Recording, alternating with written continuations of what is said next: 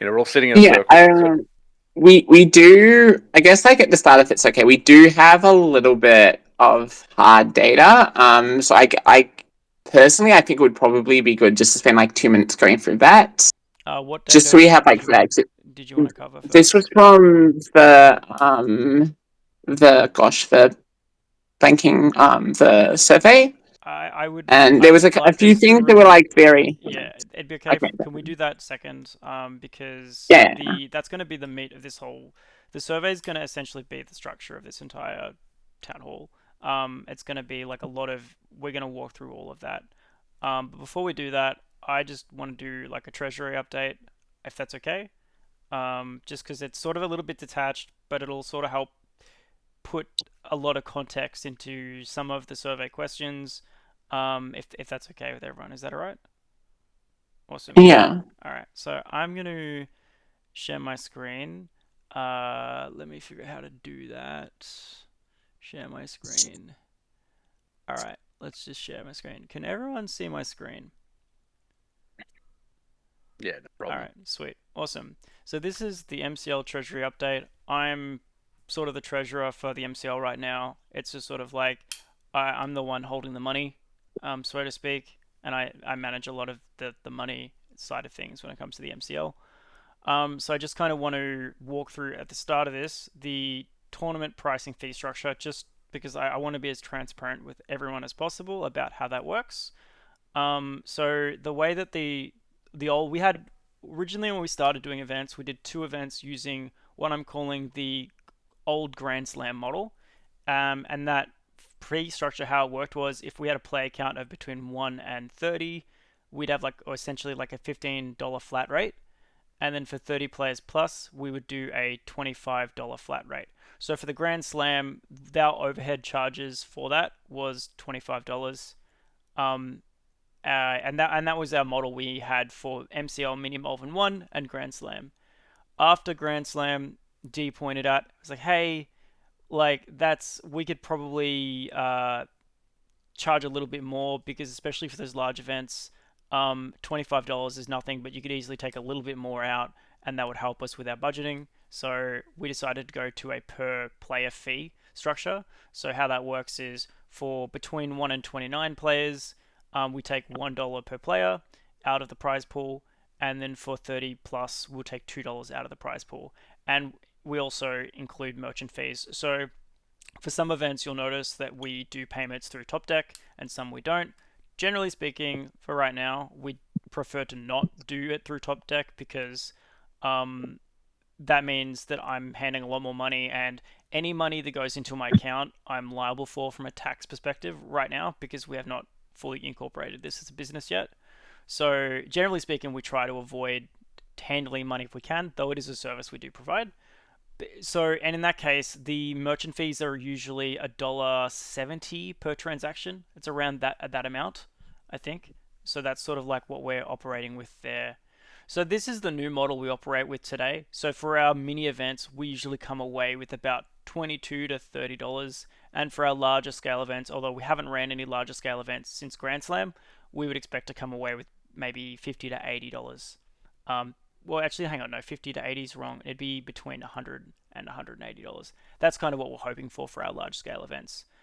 Um, just to review the outgoings, right now we really only have one outgoing expense, and that's the Top Deck software annual fees.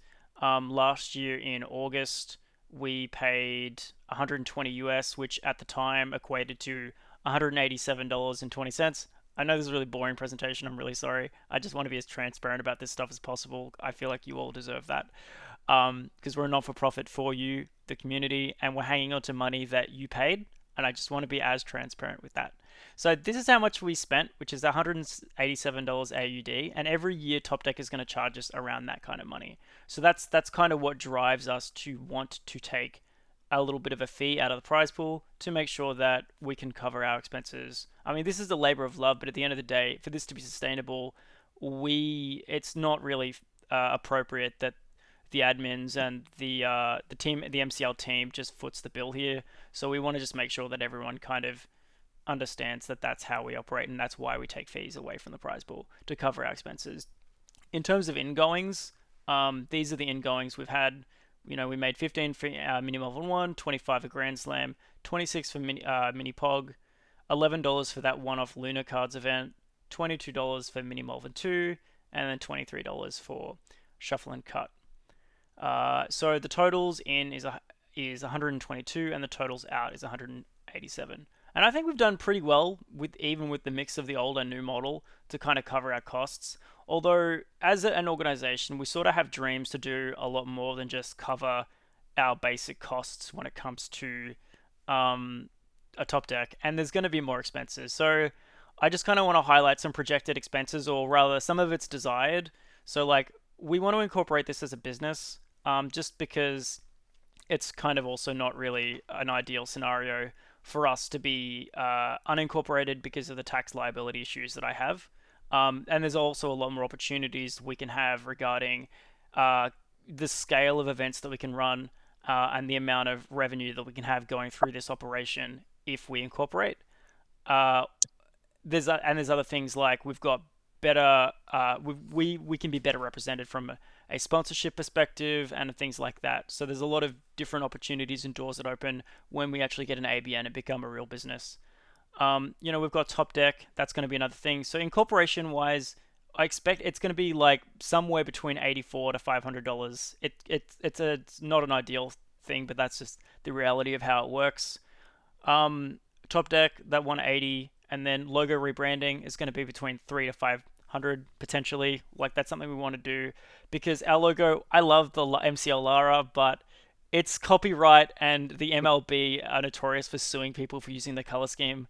So that's something we want to look into as well to redesign that, so that when this becomes an official business thing, that we have an image that's our own and that we feel like we own it, and it's something that represents us fully as a community. Like one issue we had with the Salt Free guys who did the coverage for Grand Slam was they were like, look, we're not really comfortable using your logo because it's copyrighted material in our thumbnail. And they were like, well, that's fair enough. Like they were like, we don't want to get sued, and that's the thing. So our logo, we love it, but it's in some ways it is holding us back. So you can expect us to try and investigate some sort of redesign there. There's always Also, a placeholder. yeah, Yeah. yeah. It's always was a placeholder. We loved it, but it is what it is. Accounting fees, once we become a business, we're probably going to need to find an accountant to actually make sure that we're reporting to the appropriate government organizations about us. We're going to be hopefully a non-profit, so there's going to be extra checks and balances that may need to go in place for that to work. But that being said, all of these are just some hand wavy numbers right now. Um, and that's like we need to do more research in this space, and that these are just the expenses to make it work. Like the dream for us is that we not only cover our expenses, but we have more capital on hand to you know get more artist commissions to do really cool things for our community. Like produce some cool tokens or something that like you guys might enjoy, and also to just be able to put it back into the prize pool if we actually do have a surplus. So like we have a lot of dreams about like things we could do if we had more capital on hand. And yeah, so I just kind of want to highlight that these are some of the things that we're kind of facing right now. Um, Projected earnings right now, if we just go based on our current structure and how we make money, we if we do monthlies, tournaments, and we expect to make between 20 and 30 a month, then that'll bring about $300 in, which is enough to cover Top Deck, but really not a lot else. So, like, other revenue options we're considering, and we'd love to hear your feedback on this, is things like annual membership fees. I'm not sure what that would mean. It would probably be something fairly nominal. Not, I can't imagine we'd charge more than $10 for a year if we were to go down that road. Taking commission from our leagues, which would require us to have a cash payment instead of a prize pack payment, which is currently what we're doing. So that's something else we could explore. Merch, which is something I really like the idea of because we could have like MCL sweatbands. We love to play sweaty. I just think that's a really cool idea. Fundraising events, that could be things like parties, sprint leagues, which is like we saw what Sydney did. I think that was a really cool idea where they ran a league for like 2 weeks, and the prize was like basically just a nice $80 card and some bragging rights. And the pricing structure was designed that it was basically guaranteed to uh, take away more than it was bringing in. So that was something else that we could potentially explore. Other things are like raffles and sponsors. So those are all kind of other revenue streams we're looking at. Um, at this point, I've talked a lot about money and how we can make money, but I just want to remind you all that we are a non-profit. Like, the goal here is for us to grow CDH as much as possible. We're not getting paid here. Like, we're just trying to cover expenses and fulfill our dreams. Like, that's all this is at the end of the day. We're not greedy. There's like zero greed in our organization, and there's like zero tolerance for it. The money, It's literally just to dodge tax problems. Like yeah, that's literally it. yeah, Yeah. we don't want to get hit Yeah. by tax, and we also want to grow CDH, and we believe that money is gonna help us do that. So, that's the sad reality of life. At the end of the day, we want to hear from you. Like, if you've got ideas on how we can raise revenue, or if there's things like F these membership fees, I don't want to pay a membership fee. What is that? Zach, you're stupid. Whatever feedback you've got in that regard, we're gonna get into that more during the rest of this town hall. But please, we'd love to hear from you. Yeah. Are there any questions, like again from the whole audience, about what I've shown so far? And just a reminder, this is not like a presentation. We're all sitting in a circle right now, so Oh well, like don't all speak at once. But yeah, we're all brainstorming ideas at this stage. Yeah, no yeah, questions. Awesome. it's good. Good Well, question. Good. that's all I had. I'm gonna stop streaming now. Um, could push that button, Yeah. and we'll go back to Discord video again. Sweet. How do we want to handle the rest of this? Sorry, this is what I haven't We talked over. honestly, We have we summary were quiet. results from the survey. Yeah, we're absolutely going to get into that. Do you guys want us to do like a summarized version of that, or do you want to get into the nitty gritty and actually reveal all the data, sort of thing? Go through it bit by bit. What's the preference here? May as well go through the data. Yeah, we can go through the data. All right. Personally, look. Everyone's different. I'm a data guy. I love seeing the raw numbers. Um, Tammy has actually summarized it for a quick, lovely version, which we can go through too. Okay, so in my defense, I did do this manually, and I'm pretty sure I miscounted at least one of these. But most of them were pretty conclusive in one way. But I did put the numbers down for a bunch of them where it wasn't so conclusive. Who's gonna share screen and So, show the data? I'm happy to. Thank Um, you. yeah, we can go through it. Yeah, yeah. let's do it. All right, here we go. So we're going to leave names out of it. Here we go. I'm going to be honest with you all. A lot of us on the team here, we've actually not gone through this with a fine-tooth comb. I'm discovering all this data with you. I'm expecting a lot of you to unmute and we'll talk about it all. It's a conversation of the player base. Let's have a look. So the first question was, do you like the league? Was it meeting your expectations? If not, why? For a lot of us, it meets the expectations. For a lot of us, it's new. But for some of us who have been around for a while, you might have some concerns or some things you want to point out. So let's go through it. So we got one person here saying the length. Everyone has a different opinion. Myself, I thought 3 months was long. Having it run season by season, we got the summer season, the spring season. Nice in theory. It's 3 months of a league is just too long. Thoughts on that? Does anyone like the 3 months, or for it be way smaller? Yeah. I found with the length, was it really, well, at least this is only in the online one because I only Sure. played online, but it just sort of, I think after that 2 months there was like no one. You might have gotten someone asking for a league every now and then, but until it was like the last week where people were like, oh shit, need to get all my league games in, that last month was just like no one was playing league. Yeah, well, So I can tell you what it was like locally. Locally, there was even people sort of, they would get their points, they pull the ladder up behind them, and they just lock in, and that was it. And I think that's a symptom of no elo decay, like many people said in the survey. At the end of the day, this is not a Premier League. It's just for a bit of fun and a little bit of competitiveness, a little bit of quality games. And you could definitely feel like that last month, people turtled up, and it was hard to even queue up, fine games. Yeah. Okay, I want to headphones in and Oh, yeah. So the low attendance, and I think the low attendance does stem from that phenomenon of as the league goes on, you get less and less. It's not just like less enthusiasm or motivation or whatever. It's also just people not wanting to lose their positions, and fair enough, the prizing isn't massive, it's all just for fun at the end of the day with these regular leagues, and but still, it's like there is prizes there, so it's understandable. I think that's a symptom of it being too long as well. So overall, yes, it was surprising how few made the qualifying goal. We generally set the qualifying goal as 5 games per month of the league is how we've tuned it prior. And we figured, hey, 3 months for this season would mean 15 games as well. Not many people got all 15 in. Some people did their 10 or whatever and treated the league as just a way to get quality games. But outside that, I mean, and they're going to have these people. There's people that just they arrive on the day, they play that they pay the entry fee, and they don't really care too much about the league itself. They're there for the quality games, and fair enough, yeah. Increasing the entry fee.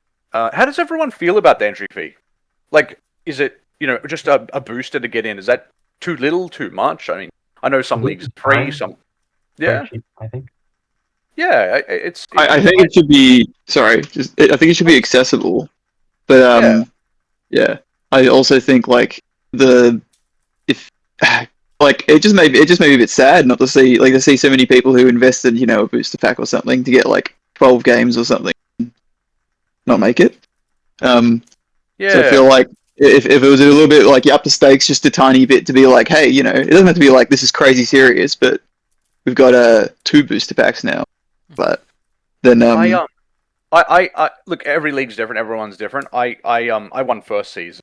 But amongst the top 4 we all split, right? And on Sure. my end, when I cracked open all those boosters, I got literally nothing. And it really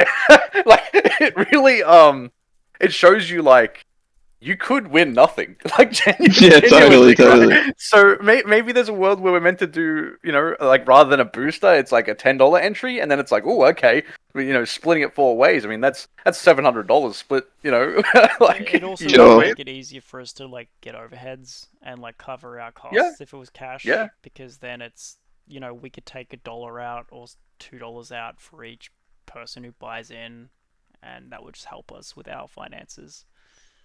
Yeah, no, it's true. It's true. Mhm. Like a 10% cut or whatever would completely cover the costs of doing this forever. It'd never go away, really. Rich, you could have anyway. done a mad chaos draft with all those packs. What are you talking about? Yeah.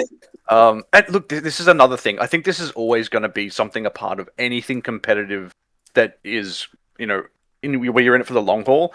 Early losses suck. They really suck. But look, I look at people like, well, take myself for example, right? First season, I was coming 5th, and then I went all the way down to 29th, and then I climbed all the way back up again, and then won the whole thing. Look at Ira, for example. Sometimes you can have a bad string of games, and the beauty of a league is don't let that get to you, because you can always grind your way back again. Like if you can do it, you will do it. Just gotta get in the games, and it will happen. But still, it is a phenomenon that is going to always be there. And we've all had those moments. Like someone will go to a tournament or whatever, or a league, and you 0-3 drop. It is what it is. We'll see you in the next one. But the beauty of a league is you got 3 months or 2 months, whatever it is, to climb your way back. And again, it's not so much about the winning. It's all about those quality games, right? Getting people out of the house, meeting up for games. That's what it's all about. Okay, what about this one? Turn a few as I work Saturday. This is the thing. Some folks, they work weekdays, and some folks, they work weekends. I think it's so important that, the MCL in general, no matter what it is, league or events or whatever, that we're supporting the people that work weekdays, but we're also supporting the people that work weekends. It's so important to keep those weekday events happening as well, and meetups and such. Yeah. Okay, this person said, no, it's way too long. 6 weeks. I agree. I feel like 6 weeks is the line. It feels like 6 weeks is where the novelty wears off. It's like your position stone almost, and it's it's time to move on. I think 6 weeks is a sweet spot. I don't know if anyone agrees here, but okay. I like 6 weeks, but Yeah, a yeah, month to 6 weeks means that decay isn't an issue because it's still really competitive. You've got that little bottle of time, whereas after yeah, 6 weeks, you've kind of had enough time to grind it and find it. yeah. So yeah, Now, on that note, though, because the word on the tip of everyone's tongue is elo decay. What's happening there? That is a feature that is being worked on. Well, when I say worked on, it's in the list of the to-do list of the things that the person that owns Top Deck needs for exactly where it's at. I mean, Zach might have some info on this, but he had a meeting with the guy that runs Top Deck, but I know I haven't yeah. heard anything. I met with Yeah, him maybe a month or two ago. It was a really good chat. We talked about a lot of different things he could add. Um, Honestly, he said he'd have something out like last month, and it hasn't happened. So I think he's just it's like, to become fair to Zane, Top Deck is literally a one man show. It's a one horse town. So like he has to prioritize at the end of the day, making sure that the thing he's built is profitable. And I see him adding a lot of support for different games and things like that, and that seems to be what Angle is pushing right now. But that being said, it's not like he hasn't done nothing. Like, he's just rolled out a feature so staff can now manage their events in the app itself. So that's kind of cute. So he's working on it. It's one of those things that's going to take time. I've sat down with him. He has a very clear understanding of what he would like to do with it, but it's just finding the time to fit it in. So who knows? It could drop at any point. I should try and poke him again. this next little statement, this person put randomizing for the people who make Top Cut. It's so imperative. People work hard, months of let's call it the Swiss almost, like throughout the season, to try and get where they get. And we all know how brutal seat order win rates are. First seat and last seat, it's worlds apart. It really is. And to to there is this argument of, hey, you're meant to fall into the seat order that you've earned, and do it. You could randomize it in a way, I guess, so you're not versing exactly who you think you're about to verse. But the main thing is people have earned their seat. So if you randomize it too much, it starts to become a bit, almost unfair. So I do know one thing. These final seasons, the top cut of each season, there is an element of counterpicking almost. Like, for example, I know Zach plays Arkham right now. Maybe I'll chuck in a Cursed Totem or something. And there is a bit of that, and to that, the argument has always been, don't take it too seriously. It's not a Premier League where your commanders are all locked in for the whole season, and you need to show up for 2 games a week, and it's at an organized time, and these Premier Leagues are a different ball game to these more relaxed open leagues sort of thing. Yeah, it's essentially a different type of league, if that makes sense. It doesn't mean we can't change it, but that's pretty much why we've always gone this way. It's a bit more relaxed. Thoughts on that? Anybody? I think with randomizing, you could have it so like seats 1 through 4, or however the snaking was. Like the higher place you are, the better your seat. So like 1 through 4 guarantee a seat 1, 5 through 8 guarantee a seat 2, and so on. So you could determine who exactly the pot of Who seat 1 exactly? through 4 are. See, that's what I was thinking too. Like, if you were going to randomize it, that's the only way where you could do it, and it would kind of make sense. So if you're in first to fourth position, so you have a top 16, and seats 1 to 4. Positions 1 to 4 would be in first seat, but you just don't know who you're against throughout the rest of. Do you know what I mean? Like 2, 3, 4, and we could all roll a dice on the day to discover exactly who's where, sort of thing. So it's all very visually, very public.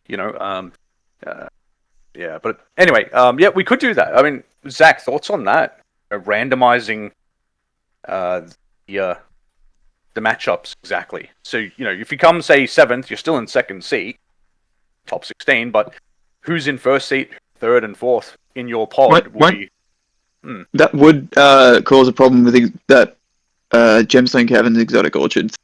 Gemstone Caverns thing particularly. Like being able to just be like, I don't need a slot. That's a land slot. I don't know if it might make a huge difference, but it's like, it is a consideration, I think. Yeah, like you could cut your gemstone, and there's cards that aren't as prominent as gemstone that are like that, but they are a thing. There are cards that are better in fourth seat, like a carpet of flowers is a lot better in fourth seat than it is in first, if you will, and so on. So no, I get it absolutely. But I also understand that argument. Yeah, like I feel like you almost like you earned a good chance at it. You qualified. Yeah. It's interesting. know. It's something that we might have to talk about in future, I think. But I think randomizing it is something that a few people did have concerns about. Maybe we'd look into this actually. It wasn't really a question in the survey, but honestly, amongst our staff, it might make sense that we do that for next season. I mean, look, that's the beauty of this. We're always adapting our next seasons to learn from the player base, and we all incorporate what we're wanting. That's what this survey and this town hall is about, making sure next season is even more palatable, and it will only get better and better. Anyway, let's keep going. So yeah, we'll talk about that in the future. And I would almost expect that to be trialed for the next one. Okay, so pretty good. I initially joined. Okay. Yeah. Okay. Didn't get to play many games. Yeah. There are a lot of answers. Wow, thank you all for filling it out. Yeah, a good 20 people. Look, the way we've always looked at it is if you care enough to fill in the survey, then we care enough to pay attention to your answer. Some folks, it's like, it's more relaxed than that. They're not going to bother with the survey. Fair enough. But everyone who took the time to fill it in, thank you. Yeah. Okay. League in general. Okay. I don't like playing mistakes when not in a tournament. I mean, yeah, no, that's a valid argument. I think tournaments are definitely where you put your big boy pants on, sort of thing. But just a booster entry, it's not meant to be taken that seriously. At the end of the day, you're still gonna run your gemstones if you're in first seat. Owen, you know what I mean? Like, it's No, what are you talking about? It's just a booster, right? Like, it's a mindset thing.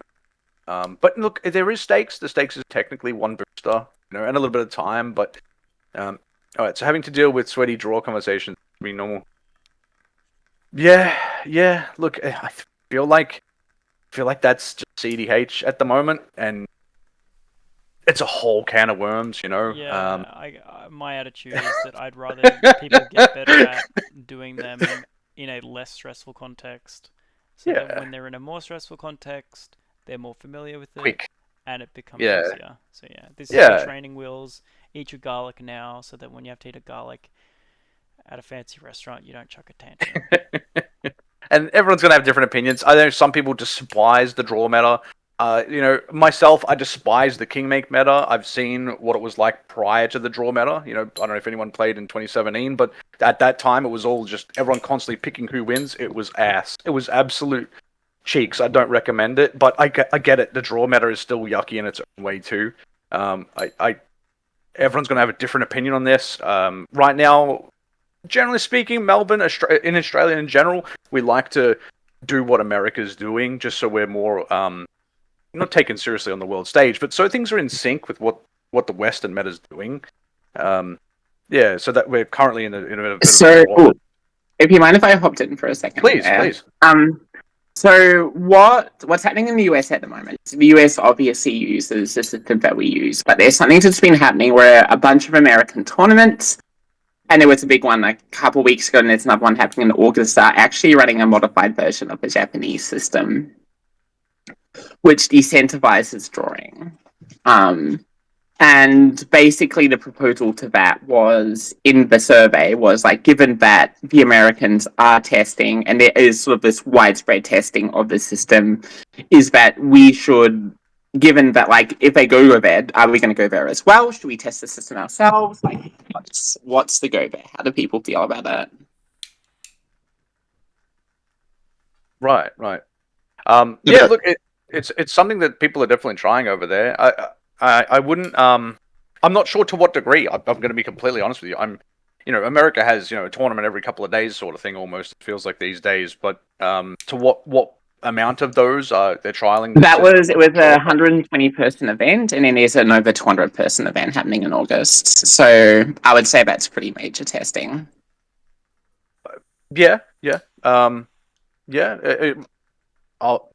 Whether we run our own trial of it, I would love to do whatever the players want to do, and we'll absolutely get into that. There is a question here that's actually caters to that in full.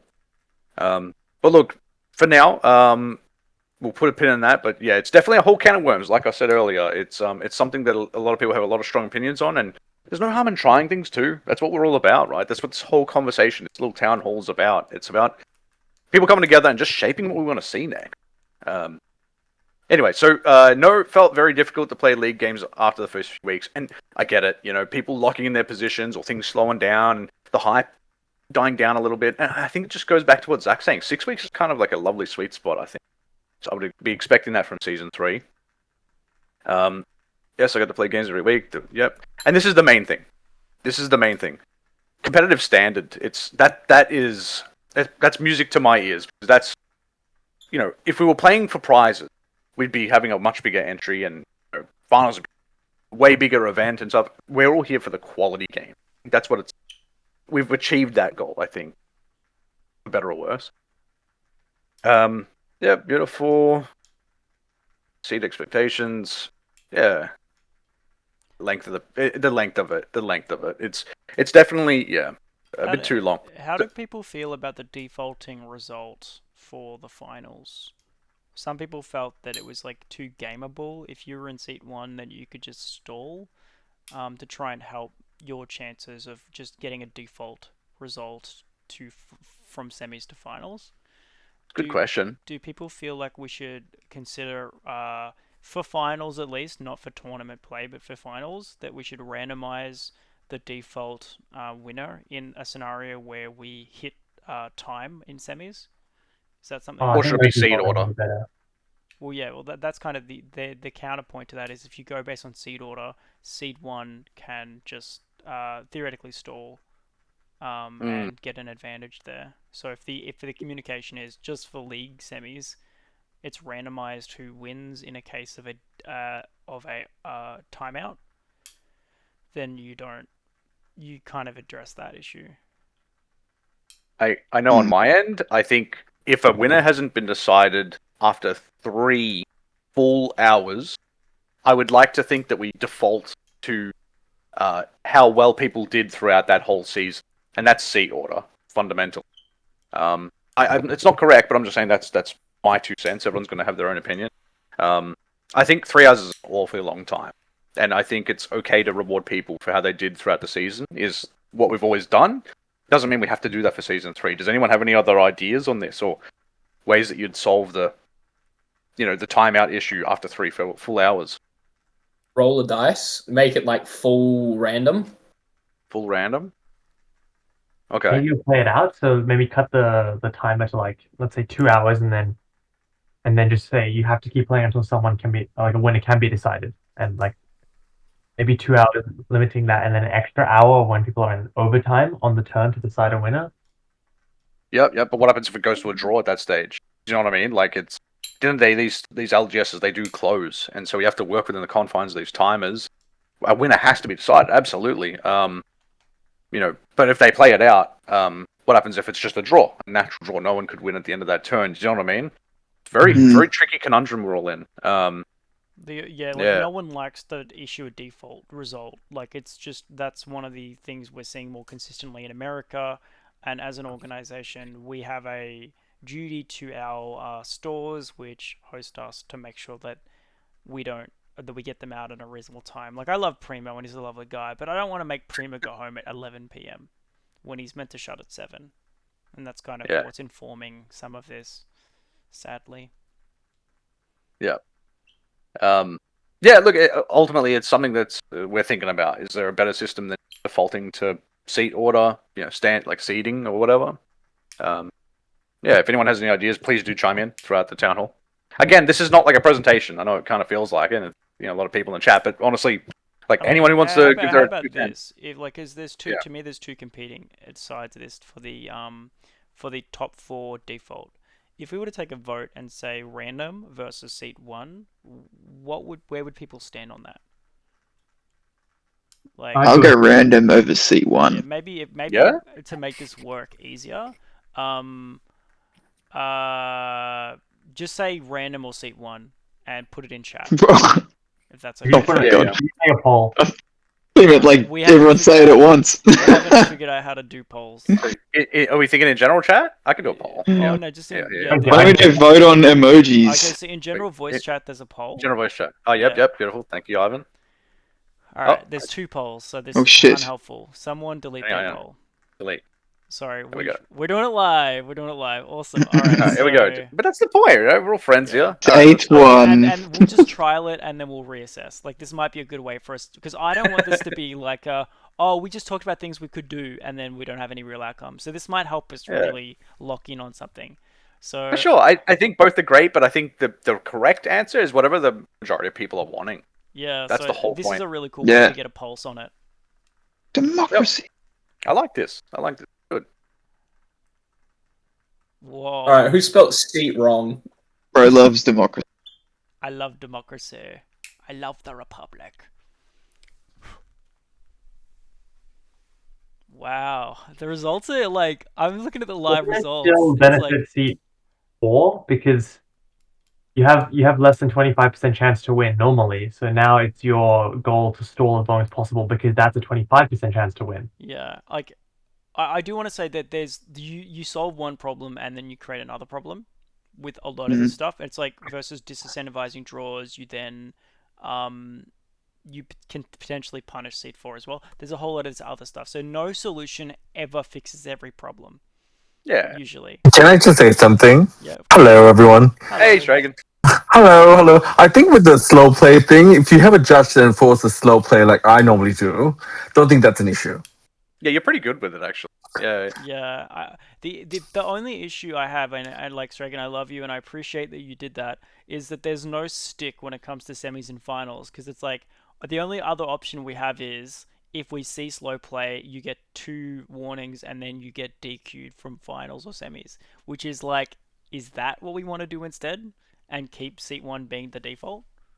Like, because if you have no stick to say slow play, you raise slow play as an issue, and then if we don't have a way to like, any enforcement technique, then it's hard to make that work.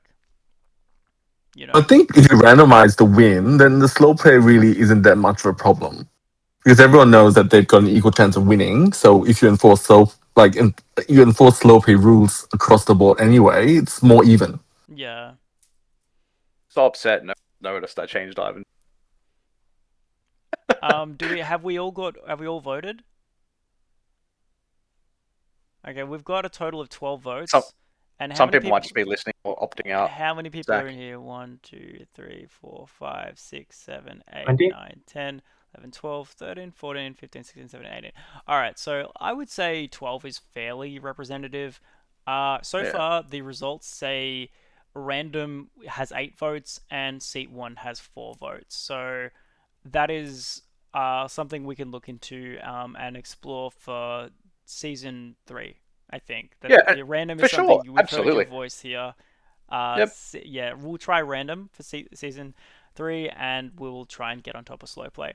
Awesome. 2-to-1 ratio is awesome. And look, I'll say this: the beauty of these leagues is we're always going to implement things, and sometimes they're just temporary. It's just for one season, trial how it goes. Like the 3-month length, for example, we knew it was going to be long, right? But it was good to trial it, for the players, just so we can all get a vibe for what we're looking for and what we're not. Maybe we should chuck a poll in for that too, just to button that off. If that's okay. For what? Sorry. 3-month versus 6 weeks. Oh, we've already done that. We already done that? No, we already know our answer for how people feel about 3 months. Yeah. So we're gonna do 6 weeks. Is that Yeah. the thing we're moving to? I think 6 weeks is the sweet spot. I think that part wasn't in the survey, but people definitely don't feel like they feel like 3 months is too long. Yeah. All right, let's cool. let's move on. So next question, we got just like your preferences, and we're entering an era now where Radnors has officially they're focusing on other things now, and they've stepped down from CDH. Fair enough. Does that mean that we have responsibility? I think kind of. At least there's a vacuum here, and we would like to make sure that Melbourne is looked after going forward. And we asked, hey, do you want us to do more CDH tournaments now? Considering And there was a little bit of people that preferred yes, but in general, people just want us to do a mixture. And I think to just carry on, just keep doing what we're doing. I think it's good. All right, so the next one is so like I just said, so because Radnors is what would you like from us? So we got some varied answers, some interesting answers.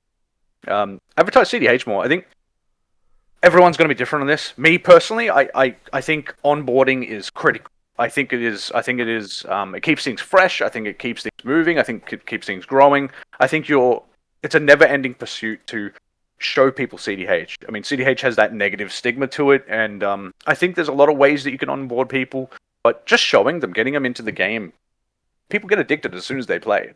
Really, really fun. We're all here for a reason. You know what I mean? So onboard players. So I think yep. just like a point of an advertising thing, it's kind of a more complicated thing than it is because we do have limited traditional forms of advertising just because we aren't a sanctioned format.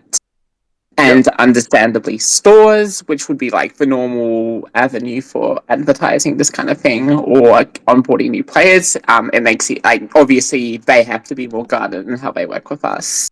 For sure. Look, I think the main thing is there's a lot of ways you can do it. It's not just like putting up a poster in the store, but it's also social media.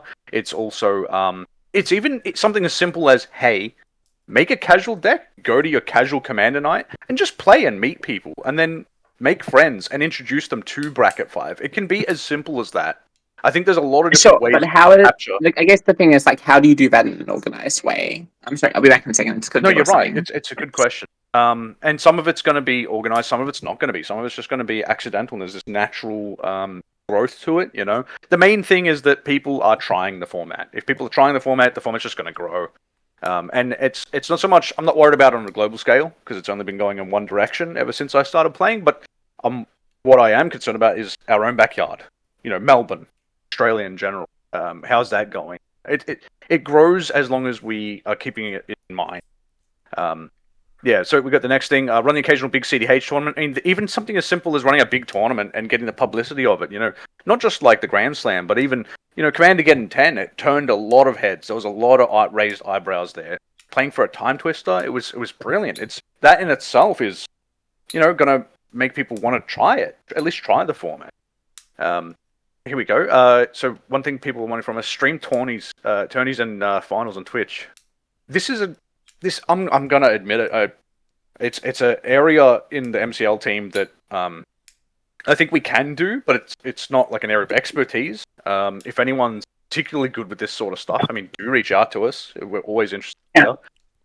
So So my background is I do have a degree in media, and I have worked in this kind of thing before here. And the answer to a lot of this is that it costs a lot of money.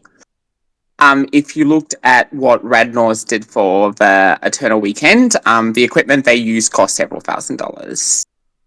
So there is a level of buy-in to give this like the kind of quality that people would expect from finals. Obviously, if it's purely online, like a Convoke or whatever, like webcam, like that's a bit easier.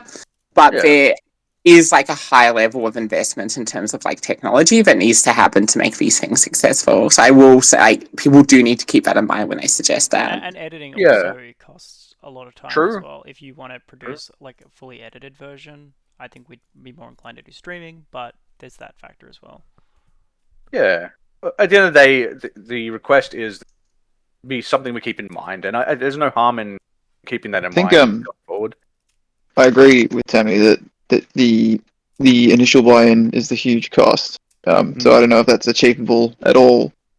I hope it is one day. But I think like the other side of that, like the hands-on side, like that's a volunteer effort, surely. Like there won't be as much of like there won't be a cost, I guess, associated with that in the same way that there is with buying, cameras and microphones.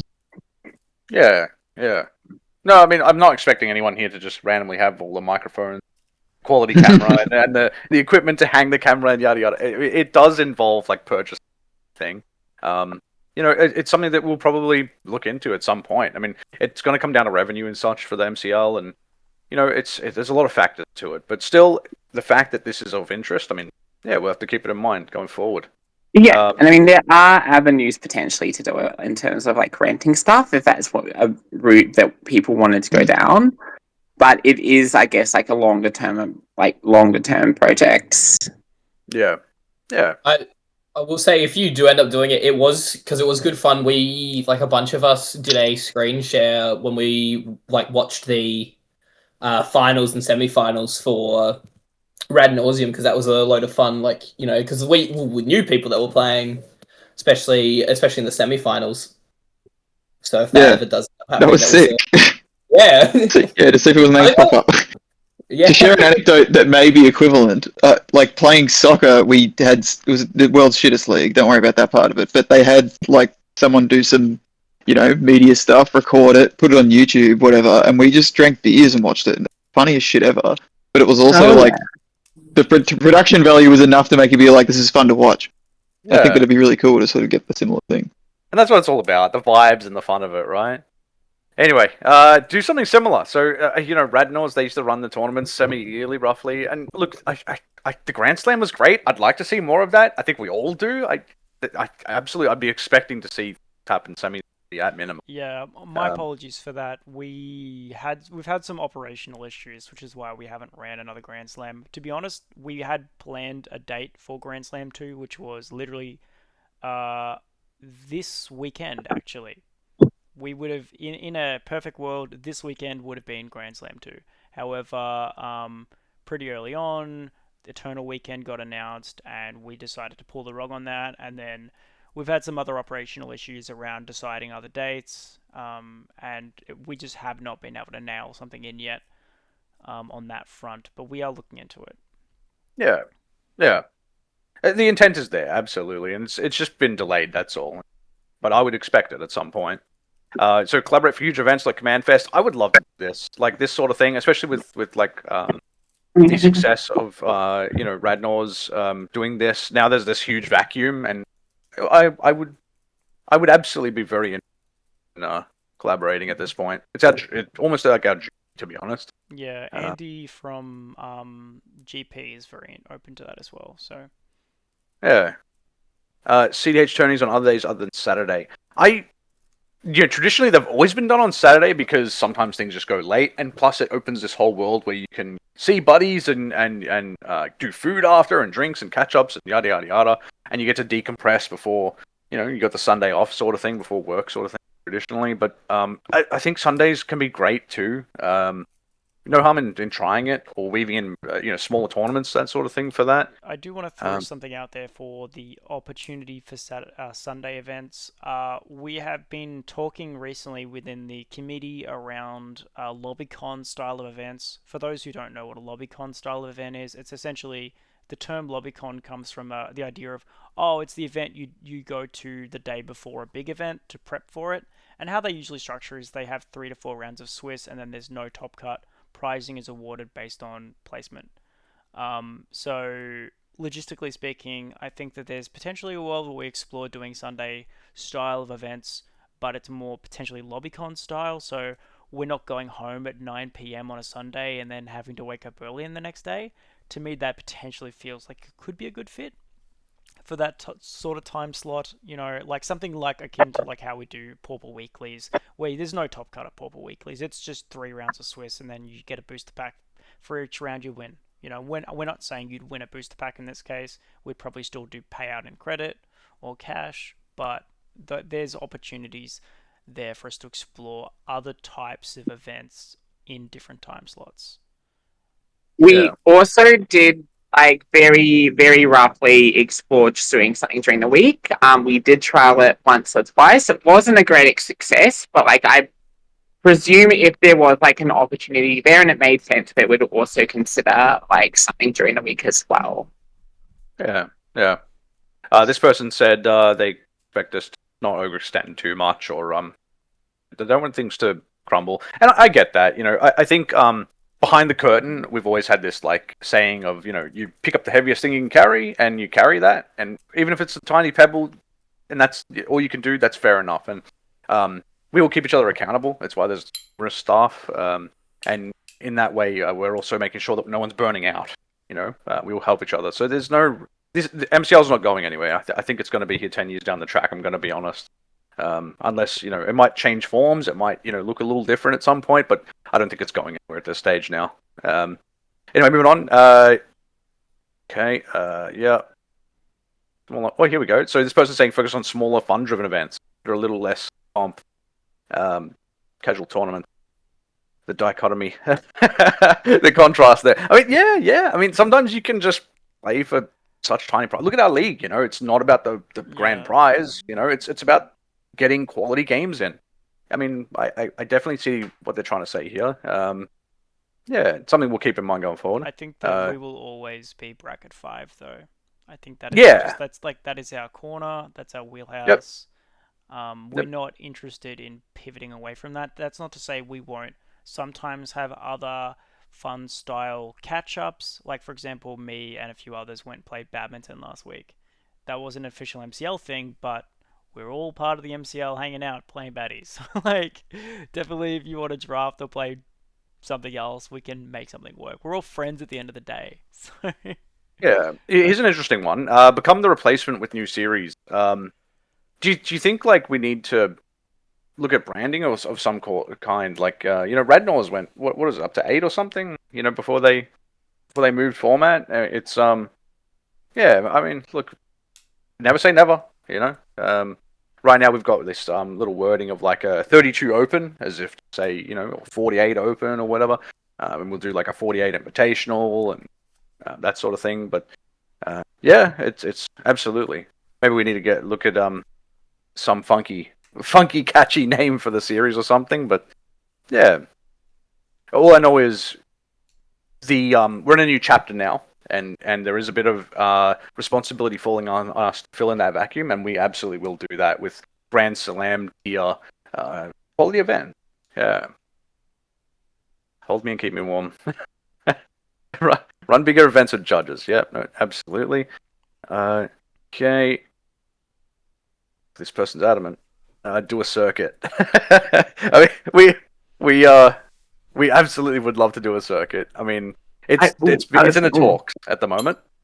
Yeah, so what I think we do is I'd like to probably talk about that a little bit more in depth later, because that was something I did want to discuss in depth with people today and sort of like give a proposal, get feedback. But I think it's probably better to go through the survey more now and then cover that one in depth later. Yeah, no, for sure. Look, moving on. Next question. This one, I did skim through some of the answers. This one was one that really raised my eyebrows. This is a piece of information that should shock a lot of people. I'd like to see the MCL focus on the answer that was given for onboarding is 50-50 with running events. That is not surprising, but at the same time, it should be very surprising. This is something that is just as important as it is to run events. People are asking us to onboard new players. It is a problem, absolutely, that should be of higher priority than it is. There was an error with me and Zach, and a lot of others too. Take some hands, for the village, where we really expanded the scene. We got a lot of people into the format in the Melbourne scene, and we sort of eased up a bit at some point. I think maybe people are asking here for us not to ease up so much, to keep it as serious as running events, the whole onboarding aspect of the MCL. Yeah, it's something for us to keep in mind. But everybody too, if you got friends that are kind of interested, get them into it. Turn up to Monday nights, talk to people. Let them know that we do bracket 5. 2 to 3 spare decks with me every single time we go to a meetup. Yeah. But I'm not actively sitting at an empty table saying try CDH No. with the decks all out like I used to at the front of the store. So, it almost makes me wonder, like, are we supposed to talk to Primo or like do more like Reddit and X and yada yada yada, like adverts and like there's a lot we can do. We can definitely turn it up. That being said, it's definitely something that shocked me. But people are finding us now. So it's sort of like people are like, oh, I just Googled Melbourne CDH and I actually found something that pointed me towards you. So things are sort of organically getting momentum. But I think every meetup is an opportunity to onboard a new player, and everyone should have that attitude. And we do, and we really, really do, because they see the vibes, they see the fun, they see the interest, and the games aren't over, 30 seconds in, like a lot of Reddit will make you believe, right? When you're in those casual circles. Ooh, CDH Big Boogeyman, it's not like that in Quite real the life. opposite sometimes. Yeah, there's no hard feelings, it's all like, about the comp. Anyway, regarding Season 2 of the League, we ran it for 3 months, but so the vast majority found it fair enough, like I think we're all feeling that. Some people like the 3 month length, I get it. In many ways, I think a lot of us did. In some ways, there is some great things about the 3 month, but the thing is, I think majority are feeling it was too long. I love Does that that no mean? one said it was too short. Yeah, no one said it was too short. That's an indicator we should at least dial it back to 2 months, at least. I think 6 weeks is lot. I think 6 is the sweet spot, to be honest with you. If you feel strongly about 6 weeks and you want us to do another poll to confirm that, please just sound off in chat now or unmute yourself. But that if we don't hear any strong opposition to 6 weeks, I think that sounds like it'll either be 6 weeks or it'll be 4 weeks. I think we're still gearing it. It depends on the final structure, on how things work, but that's sort of what we're looking at right now. So, I feel like 4. I would say even 8, to be honest. Like because there is, every third person feels like they love 3 months, for example, right? So it might even be worth looking at. Yeah, that's what I'm saying. Like every third person said they liked 3 months. So I don't want to discount them either. So maybe it's 2 months rather than 6 weeks. I'm not sure, but one thing's for sure: 3 months is arguably a little bit too long. Yeah. And look, less. The league means more tournaments, I guess. I mean, the logic would follow. Joel just sounded off in chat. What would the consistency / downtime of a 6-week league be? Good question. Someone's also did a poll. Please just fill out the poll. We want it. We're doing it live. Please do it. Doing it live. Joel, your question: what would downtime be like? Don't know. I do love downtime. I think that's like we had a nice, fat, juicy, long bit of downtime between season 1 and 2, and it was over summer. It was great. People went swimming. They went to the beach. They met up with their kids. All of that kind of cool stuff happened because we weren't so behind in our league. But things happened. I think that giving you an actual answer to that is almost impossible, but it would be somewhere between 1 month and 3 months of downtime. Yeah. I'm someone. Everyone's gonna have different opinions. Me, I love as much downtime as on time, right? And downtime doesn't necessarily mean downtime. It does mean there's more of a gap there where we can fill it with tournaments and such too. So, I definitely think breaks are important too. That's what keeps this going. The on off alternating. But everyone's gonna have different preferences, and that's our job to make sure we're catering to what the masses are wanting overall. Look at the poll. It seems to be a bit of an even split. Well, I guess you heard it here first. 7 weeks, I guess. At this point, Resin did put together a proposal for how he wanted to structure league. I just want to address that right now. Look, we'll get through all of the league questions in the survey first, and then we'll put that out there because I think that also weaves into how circuits could work. Resin's done an interesting idea. We'll talk about it a bit more later. I don't want to forget you there, Resin, but I think we want to get through more of this first before we get to that stuff. We'll definitely talk about the circuit. That's a whole can of worms. For anyone who doesn't know, or anyone who's not here for the long haul, a circuit is basically each tournament adds to something overall. League. Yeah, so league and tournament, would overall you get points essentially, and then the circuit will end in like a 32-player event where it's an invitational based off your points. So it's like the creme de la creme will be there and nothing else. It's a very high-end like event, once a year sort of situation, if that. So just reporting back on the poll, we've got 12 votes in the poll for how long, and we've got 8 votes for 6 weeks and 4 votes for 2 months. Oh, there we go. So 6 weeks. 6 weeks. Yeah, and rightfully so. Is a king among men. I think I definitely see why it's 6 weeks too. Like it feels like that's when things die down, roughly around the 6 week mark. So ending on the 6 weeks at a high is probably perfect.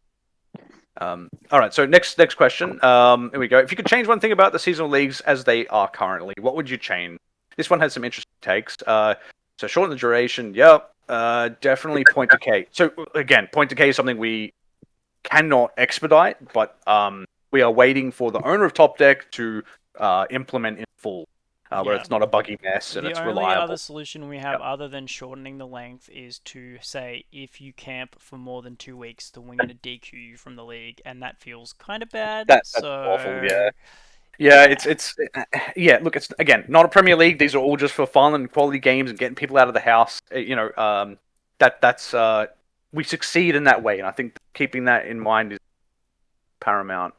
Okay, Oscar, I just want to highlight if you make that joke one more time, then we're gonna kick you from this chat.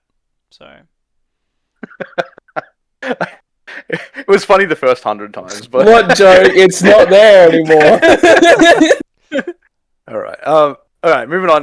Here we go. There needs to I'm be. recording the chat, by the way, Oscar. It was there. So There needs to be more incentive for points with a lot of people with a lot of points, not hoard. And I mean, people do that. They pull the ladder up. You know, like, it's just the nature of a league. You know, long form tournaments. That's exactly what it's going to look like. People get their position, they lock in, and they play for the boosters that have nothing in them. I swear I'm not salty. But no. Look, jokes aside, that's going to happen. I think with a 6 week, with it shortening, you're going to see a lot less of that. And if you do see it, it'll probably be like week 5, week 6. At if at all, right? So league games only on league nights. That's an interesting request. Yeah.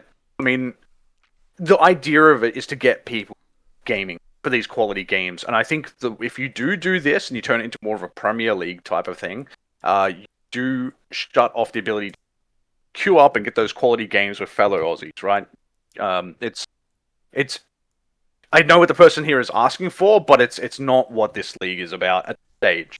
yeah, like we are looking into that style of thing as well. Like for context, that's what Sydney does now. It's called like you show up on the one night a week, you play your 2 rounds of Swiss, and then you get your points, and then you come back next week or the week after and you do the same thing.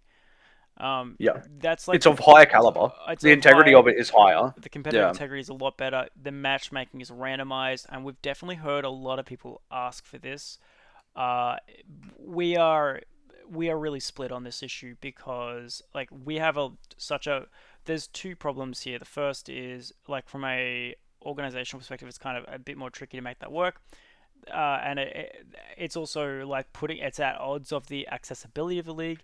And the second issue is like from a physical perspective, we are all geo-distributed across Melbourne.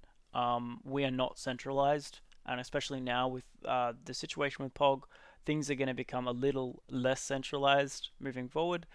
So picking one day means that you're cutting people out, essentially. Not everyone's free on every single day. So there are pros and cons to doing the Sydney model where you have one night a week, and I definitely see the benefit in it. And I think that what we might do is we might run a smaller version or something that's like perhaps shorter, or one season we just do that instead. And Chris has been throwing out the term Premier League. That's probably the language we would go with, and we'd call it, hey, for season 4, it's the Premier League. It runs for this time, and it's on a Saturday. And if you can make it, you can make it. If you can't, you can't. And we're sorry. That might be something we explore as well, but it would be branded differently. So yeah. There might be a world where there might be a world where one league a year at some point for maybe 4, maybe 6 weeks or whatever. It will be the Premier version. And maybe it'll run in the off season. For those real grinders who really are just relentless with CDH. They'll probably treat the off season as constant access to the game, and they'll want that quality, that deep quality that Premier Leagues can offer. Just for the record, you lock your commander in and your deck list right at the start. So it's 6 weeks. Maybe. I mean, well, it depends. Yeah, it changes from league to league. Yeah, like. Yeah. You don't have I'm just trying to capture that there is differences, is all I'm saying. Yeah. There could be that lock in at the start, but there doesn't need to be. Like I know the Sydney version, they didn't lock in their commanders at the start. They changed each week, but you lock in at the start of each league night. So like for example, you show up on a Wednesday, if that's the night we do it, like that's your one deck for that week. For that night. You don't change based on who you're sitting down with. It's like, no, you're bringing Nissa today because your name is Vern. And you're running Nissa for your 2 rounds. Yeah, and Mac, that's exactly what it was like, and there is some leagues in the world, like America or whatever. I know that they'll actually they put the onus of organizing what night to meet up for your one game on the actual pod. So you'll know your pod for the week, and it'll be like, okay, me, Mac, and two others. All right, when does it suit you guys? Oh, Thursday night, great. We'll meet at Pog then. Do you know what I mean? I'm not saying it's going to be like that, but I'm just saying there's a lot of ways you can spin these sorts of Premier Leagues. And that's when you got your big boy pants on. Like there'll be proper pricing. There might be like a $25 entry fee. Like a win a duel sort of situation potentially, depending on the player count. Like it turns to a whole thing. Yeah. I also want to not dog Vern. Vern during the Sydney seasons did bring a different deck each week. He wasn't just glued to Nissa, and he's not just the Nissa person. So I just want to make sure he's aware that I know that. Right. Like, I deceive you, man. So just because you crit every time we play Nissa doesn't mean you're a Nissa only player. So. One thing I can promise you all is if we are going to do a Premier League, because we will at some point, we'll actually loop the player base in and we'll cater it to exactly what they want. If you guys want to lock in the commander for the 5-week event or whatever it is, we absolutely can do it that way. If you want to lock in the entire deck list, we can do it that way too. We'll cater it to what the people are looking for, ultimately, because that's the whole point, right? Maybe I will throw another poll into the mix. Can we get a poll for, do you want us to try Premier League sooner rather than later? Yeah, that's a good one. That's a good one. Would you say season 3 or season 4, for example? You want me to make the poll? Yeah, let's make a poll for that. Just because it's something we've definitely heard this. This isn't like two people talking about it. A consistent part of our player base, I don't want to call them a minority or a majority, have said they want something more competitively geared. Once again, we've got 2 polls. I love this, and I love you. Guys, I got this. Yeah. We'll keep the season 3, season 4 poll. I think that's a little bit more clearer about what we're voting for. Or we can keep both, and that'll be funny. Let's keep both. Remind me again. So what's the Premier League again? So it's 1 day a week, 2 rounds of Swiss. Essentially, you lock in for the night as to what your deck is, but you're not maybe not locked in for the whole season. But you can only play league games on that 1 day of the week, and we're all playing league games on that same day. So we all physically meet up in one place, and there's random matchmaking. Please vote. Yeah. Okay, there's... vote now. Like I said, I got the poll covered. Okay, sweet. So... It is... Okay. One poll, Will. One poll. Yeah, so like random matchmaking, 2 rounds of that one night, we all meet and we all play at the same place at the same time.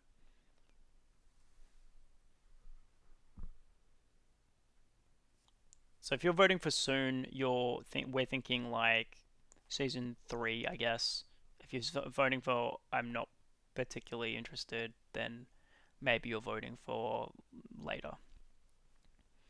Yeah, we will try it at some point. You know, because the interest is there. There is enough people that are interested in it. It's really split though. Yeah, it's like you're asking for I'm not particularly interested, which is a really interesting question because it's not a binary choice of I want this. It's I either want this and I want this soon, or I don't want this really at all. Sorry, please, Owen. This I find it a bit cryptic, to be honest. That I'd like to see it soon. I think you were just about to say something like that, Zach. Because I am interested, but I don't want to see it that soon. So I'm like, well, yeah, I can see what you're saying. You don't want it to be season 3, sort of thing, is what you're saying? Yeah, but I'd love to see it. Okay. Yeah, I don't think it's going to be. I don't think it's going to be season 3. To be honest with you, I think it's something very.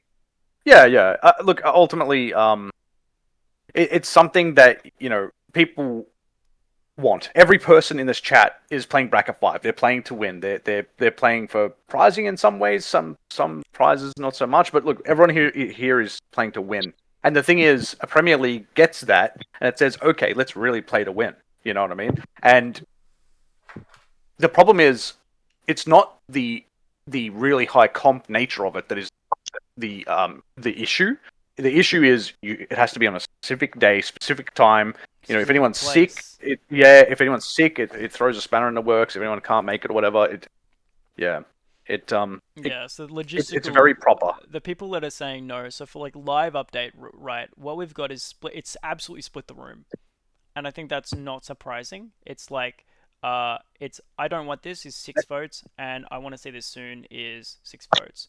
So that tells me that there's definitely people who are interested in this, but there are absolutely people who aren't, and I know why. It's going to be bro, I live out in Frankston, and getting out on Saturday is too hard. Or I work day shifts on Saturdays, and like Or Saturday casual. may I'm be not the sure if day. I'm working or not. And like, yeah, there's a lot of Yeah. logistical stuff to this.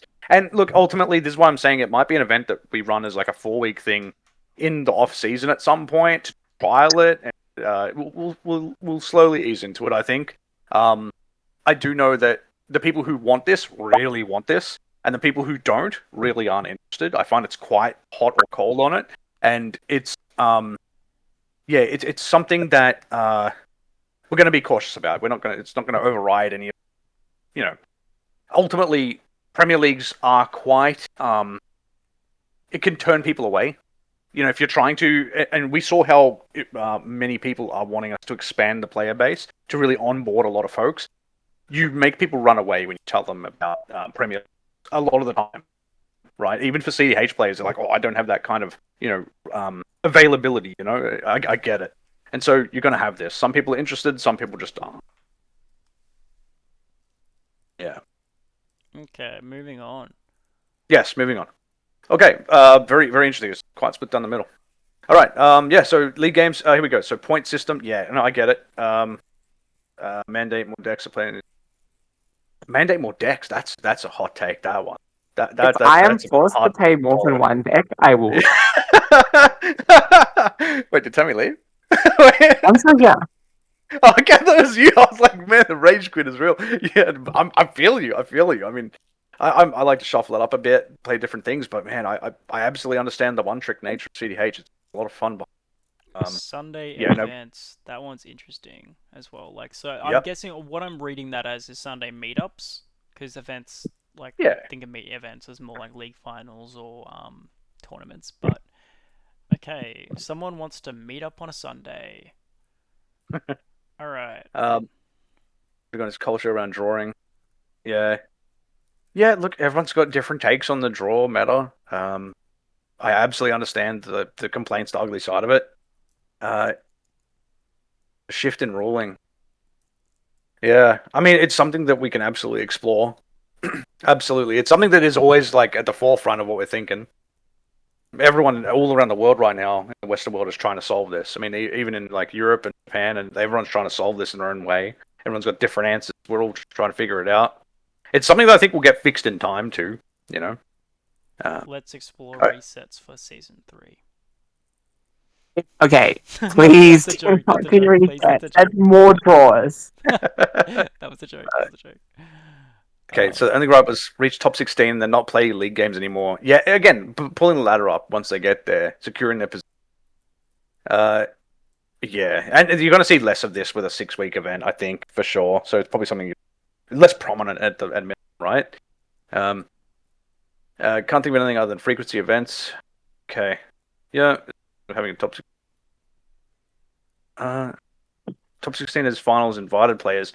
It was basically the top 16 of people who qualified. So people who were, like we said, 3 months before final. You got to get those 15 games in to qualify. And 15 games across 3 full months is, it works out to be like 1 game a week.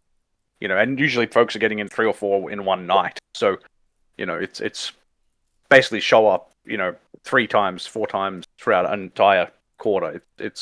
It's a lot, but at the same time, we had people do it in 1 week. You know what I mean? At the very last week, look at Ira. It happens.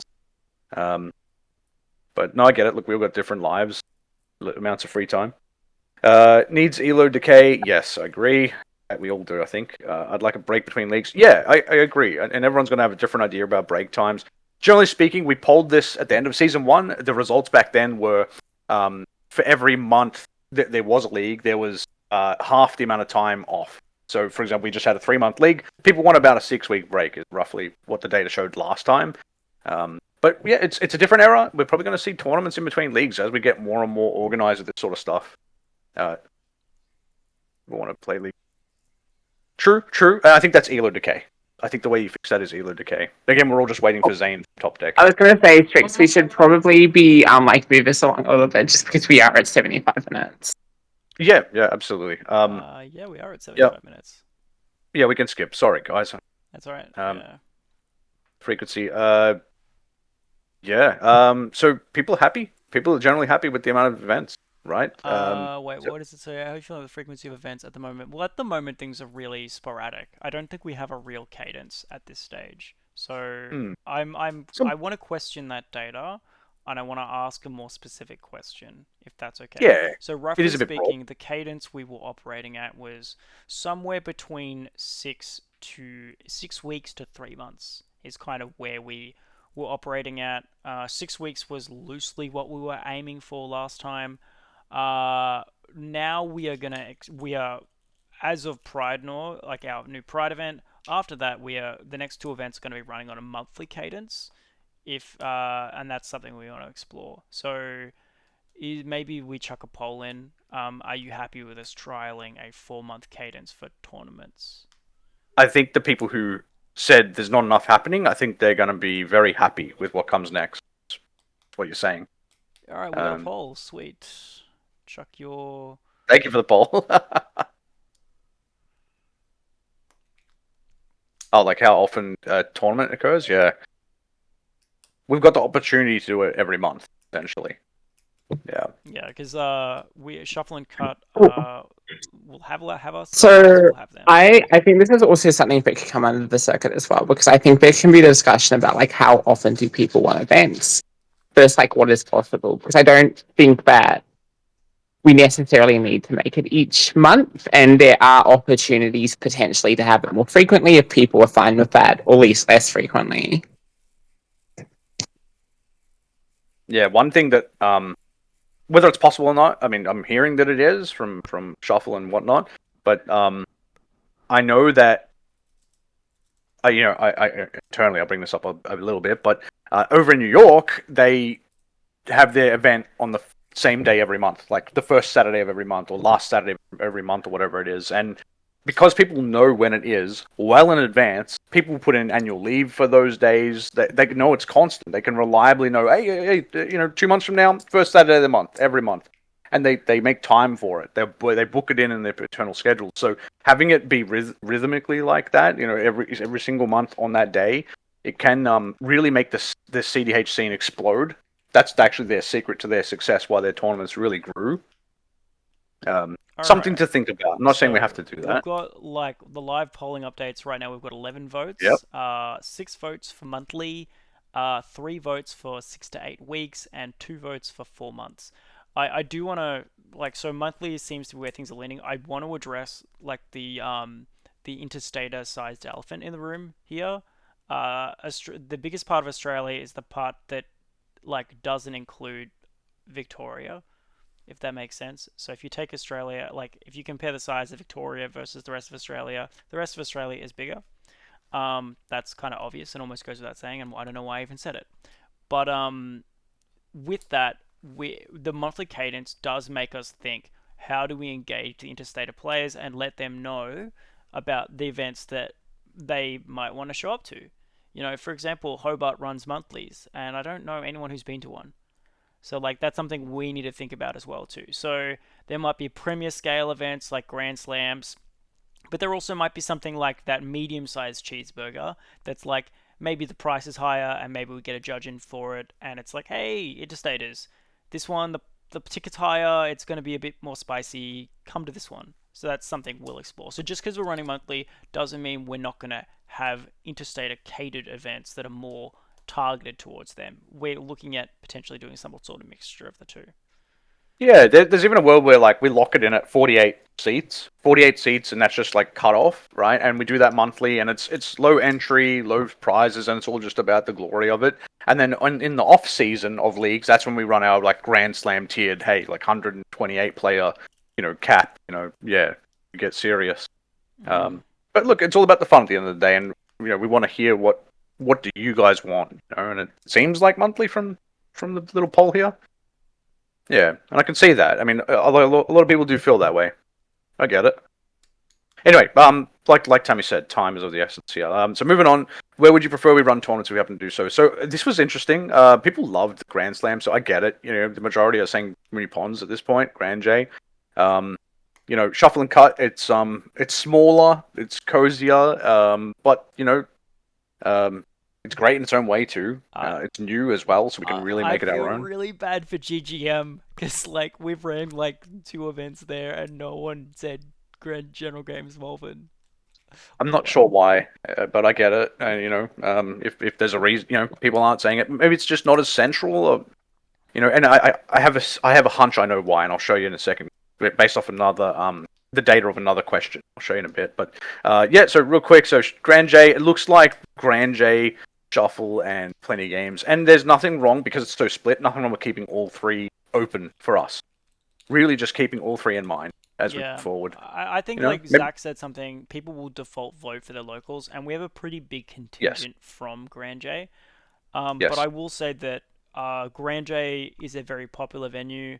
Scheduling wise, it's quite difficult.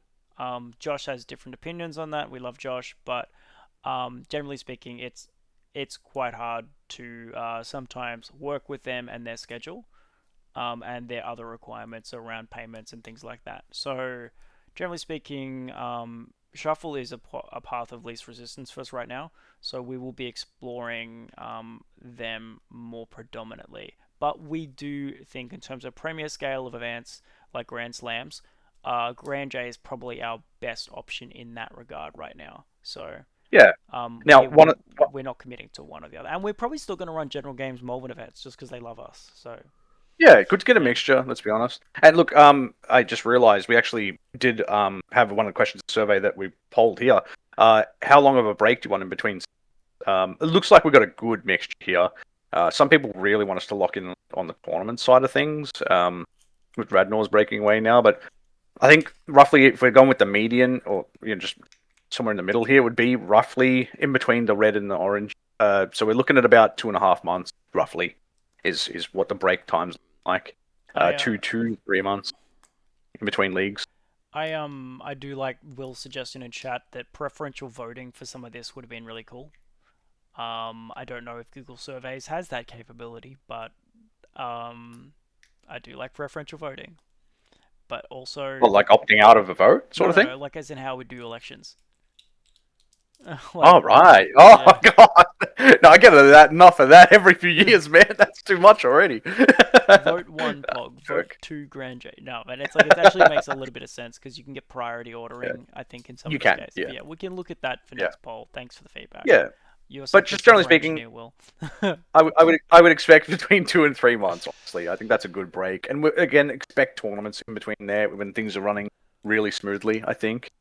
All right, here we go. So moving on, it isn't used to when Plenty Games have become extremely crowded. Yeah, to the point where we struggle to get tables some days. They don't kick us out often, but that is slowly becoming a thing. To anyone who hasn't heard yet, there is chatter that they might have to ask us to pay to sit down. That's where not only we're at, but other people in the store are at. Policy they're thinking about rolling out, and they are serious about it. So we wanted to gauge interest about what you wanted to do if they do roll this out. So not many people wanted to actually spend the money to buy the table. And for context, we're talking about purely Saturdays. Monday Pog is still a thing. And people love and hate that meetup because it's very stinky and sweaty, but it's our best advertising tool for CDH, so we'll keep doing it. But this is just about Saturdays. Yeah. Don't mind it. Yeah. Some people are okay if we get kicked out. It doesn't happen really, but can. Yeah, and look, and this is where we're torn, right? Some of the people want us to sort of go all over the shop, just different LGSs all the time, and some of the people just say, hey, no, just forget about the complexity of it, and let's just move to Shuffle and Cut officially on Saturdays as an entire city of CDH enjoyers. So I get it. I mean, this is a very serious thing to do to say, hey, announce to the entirety of Melbourne and be like, hey, we are going to Shuffle and Cut because of what's happening here. We don't want to. It's very complex. Why specifically Shuffle and Cut as well? It's the most central. So my local LGS is Grand J, right? Grand J is easiest for me. And yet every single time it's meetup day, it's not about me. It's about the entirety of Melbourne. I want to play against people on the east side and the southwestern and all over the place. And its centrality is how you make the entire city and the game grow. And so it's very critical that is nurtured. And it's always been, well, first it was Games Lab after the lockdowns and they lost their business. It was Plenty of Games. Plenty of Games was central, and all of a sudden, Shuffle and Cup, there's a new store that opened at the same time that Plenty of Games is saying, "Hey, we're going to charge $10 per person." Per person, so that's $40 I per get you. table. That is insane, right? That's what we're Yeah. looking at And this Shuffle and point. Cut have an amazing single selection. Primo is an amazing guy, and his event schedule's really empty, so we can abuse that and run more events. We want Yeah. to become as friendly as possible with Shuffle and Cut for that reason, and we want to make that partnership. We want to. I want to deepen that partnership and relationship because they're incredibly easy to work with and supportive. Their team also have a judge on their staff, so there's opportunities there. Although, Stragan, please don't sue me. I love working with you as well. And we might explore more official capacities of working with Stragan as things progress in their grad. For context, Stragan's looking at becoming a judge, so that's something as well. Yeah. We got a few questions in chat. Maybe we should start with Joel Yeah. up here. Does Shuffle and Cut have a dedicated day that people play there? No. Not at this stage. It's brand new, brother. Exploring. Yeah. Honestly, we were talking about getting something going on Thursdays, and then this Pog stuff happened, and we were like, well, what about Saturdays? So that's something we're looking at. For context, we're not like settled on Shuffle on Saturdays because they also run other events, and they're a 48-seater store, generally speaking. So there might be days where they just can't accommodate us. For example, Saturdays when they're running their Marvel pre-release, for example. Like, I don't see a world where we can run our meetup at Shuffle and Cut on the Marvel day because that's going to be hopefully a big event for them. So, like, that's something as well. So we're looking at Saturdays specifically here. Yeah. Look, I think many of us would prefer to just not, rock the boat and we just keep it at Plenty of Games at this stage. But I think this is just me talking now, not on behalf of MCL. But I feel like the vibe is we're not moving unless we have to. Underlined have to. Where do we have to at this stage? I think no, kind of, but maybe. It really comes down to Plenty of Games and if they roll out this change. All I can tell you is the facts, and that is that there are people on Saturdays, right, the Warhammer guys especially, they pay more than $10 per person just to be at the store, and it makes it very difficult for us who have been there for years, feel a little betrayed. I get it. We traded in our cards, and, we're always there, but it is what it is. At the end of the day, they're treating Saturdays as like the event day. All the tournaments are on that day, and if it's not a tournament, everyone's paying more than $10 per person. No one's going to pay that. Like we don't. Yeah. We're CDH players. We're smarter than that. Yeah. So like, I think like this is something we absolutely want to have a definitive answer from the community here today, right here, right now. And that'll be about what we do moving forward. And so we sort of have a definitive data-driven answer here. About this, but and that's good. So I think that there's a mixture between alternating and just making it a Shuffle and Cut. Although the numbers are so close that it's almost worth maybe repolling, but maybe not. But at the end of the day, like what I think is going to actually happen, regardless of what we want to happen, is there's going to be some sort of alternating schedule structure where it's not going to be at the same place each Saturday. And I know that is not ideal for people, but that is just the reality of the situation we are in because Pog won't always have space for us, Shuffle and Cut won't always have space for us, and Grand J won't always have space for us. And it's going to be what I think, like most likely, this is more of a PSA than anything. We're going to call up at the start of the week between the three stores, and we're going to probably preference Pog above all of them. We'll call them first and say, hey, Pog, how's Saturday looking for you? Assuming they don't roll out the pricing changes. And if they sound like they're busy and they can only give us 2 tables, we'll then ask Primo at Shuffle and Cut, and we're like, hey, what's your Saturday looking like? And if Primo says no, then we'll look at Jason at Grand J, and then we'll see what their Saturday looks like. And we'll just try and find one of the 3 stores and try and find enough tables to run the meetup. That's probably what the model looks like going forward. And if Pog decides to up their prices, then we're going to most likely just alternate between Primo and Jason. Yeah. Yeah, and I don't love that because like I want the habitual aspect of Saturdays, but a lot of other sports and a lot of other communities, they have this sort of idea where you just keep an eye on chat and you got to know where you're going. Yeah, and but the plan one around promise that that. we can make to all of you is we'll be letting you know. We'll be letting you know well in advance. And if you don't hear anything, then it's business as usual. In all likelihood, that means plenty of games, you know. Yeah. And the other promise is we're not going to do anything unless we have to. If we have to move, we'll let you know. You'll be the first to know. And we'll sadly say that we have to go to shuffle if we have no choice. And it's not that shuffle's better or plenty of games is better or whatever. It's strictly we don't want to move people and cause all this upheaval unnecessarily. Yeah. Keeping it simple is good. But yeah, we're like, working on this. We're working on it, and it's like some weeks Pog has a good week, and like last Saturday they had a good week where they had so much space, but then we only had 2 pods fill out. So it's sort of like, and then other weeks, we've got 3 or 4 pods worth of players at Pog, and then we've got 2 tables. So it's sort of like it's hard for us, and we're kind of bound by reality as well. They could not up their prices, but then not give us tables, and at that point we have that duty of care as well to sort of be like, hey, well, this is not an appropriate event space for us this week. So yeah, and look hard. again. I can hear Tammy's voice saying, "Hurry up, hurry up!" All right, I'm doing my best. I'm doing my best. All right, so we're gonna get through these now real This quick. is abuse against my ADHD. Oh, there's a poll. All right, There's even a poll. Fill out the poll if you want. Fill out the poll if you want. All right, so okay, we're gonna fill out the poll. All right. Like this poll is needed not fully realistic, but I No, just want to no, say we can't just move to shuffle. That's not possible. But we can preference them as Gauge much as interest. possible, and then when shuffle's not an option, we can try Pog or Grand J, or cancel the meetup on the day, or meet at KFC. That's I'm also not an option. Gravy. KFC at Elizabeth Street. They have an upstairs area. It's perfect. I'm joking. New sleeves are slippery enough as is. I feel like grease would make that worse. Hey, no one's Chicken saying you have to salt? My buy God. KFC. They might stick together, so maybe a little bit less slip. We'll see. Oh, can we get a poll Yep. about meetups at KFC? The poll needed to have alternating as an option as well, but I don't think we alternate. I think keeping it simple is always critical, pretty important. This might be a disagreement between us, but I think alternating might unfortunately be a reality.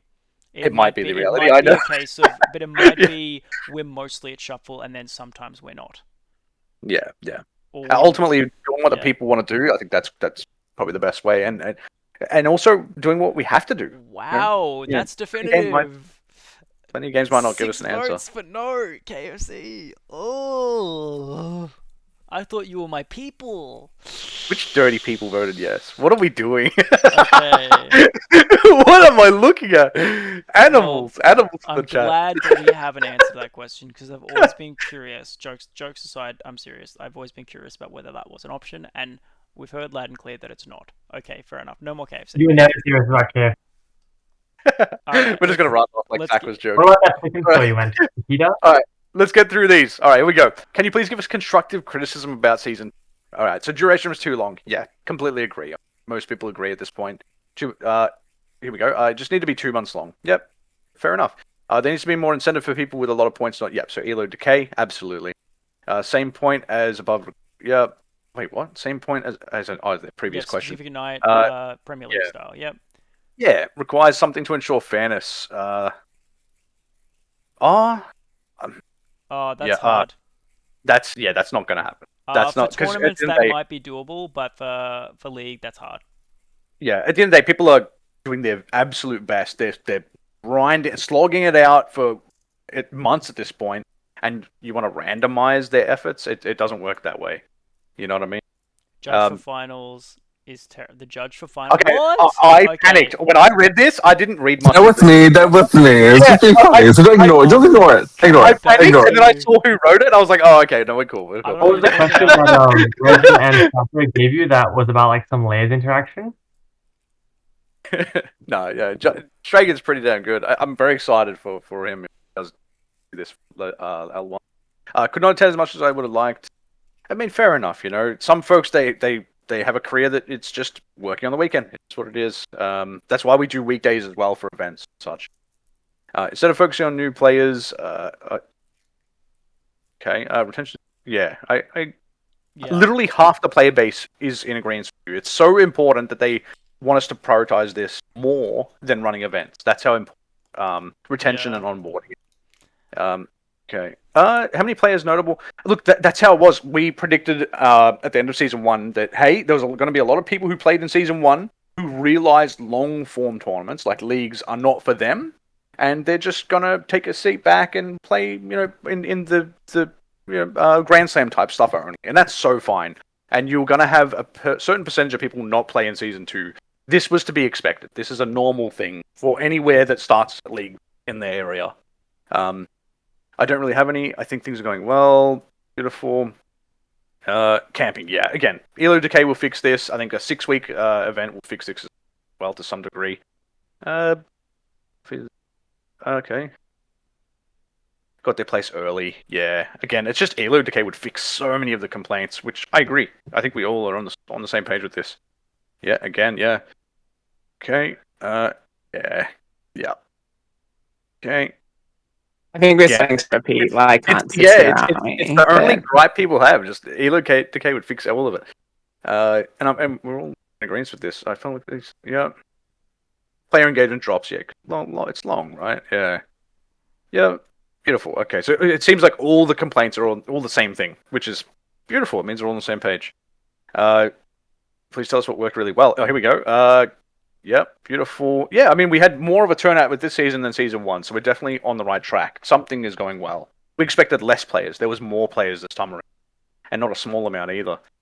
Finals day was such great vibes. It was. I don't know who was there and who wasn't, but it was such a great event. It was the vibes were fantastic.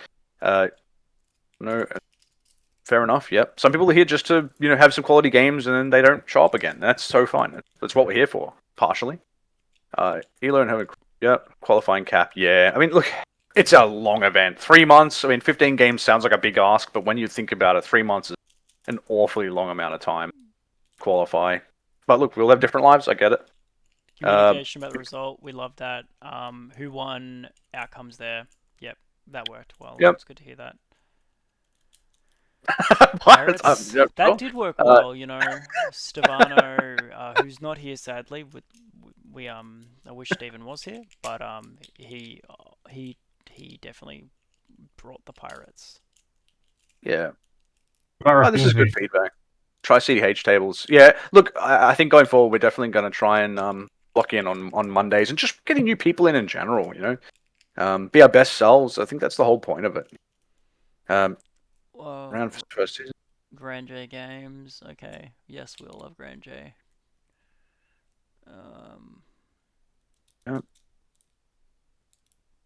Yeah, I agree. Yeah. I'm glad someone liked the top 16 event. There was a bit of a. Oh wait. That's the league finals, not the Lunar Cards event. That Lunar Cards event was. We tried something fair and it didn't work. Oh, this is a good response. Hang on. The new point system worked way better than season 1. Season 1, we had more weighting towards each win, and we actually had some people from outside of Melbourne actually comment saying, "Hey, why are your wins only 2% or 3% or whatever we've got them at the moment? Because normally it's like 7, right?" And I think people really loved how you couldn't just climb really crazy on the first week and then just camp. It's like because each win was only tiny, you really had to get a large number of wins in a row to be able to do that, which is great, I think. I think having each win count for a little bit less was actually really good. I'm glad someone put that down as a comment. They noticed. Yeah. To keep this fun and light, we had another poll about banning Oscar. That the options were yes, and then yes, and ban him from CDH Australia, and then no. We've got 10 votes here. Great retention on this poll. 1 vote for yes. 9 votes for yes and ban him from CDH Australia, and I think that means removing him from the staff as well and exiling him permanently. And then we got 1 for no. So, Oscar, you're very loved and very hated. Take that on board. All right.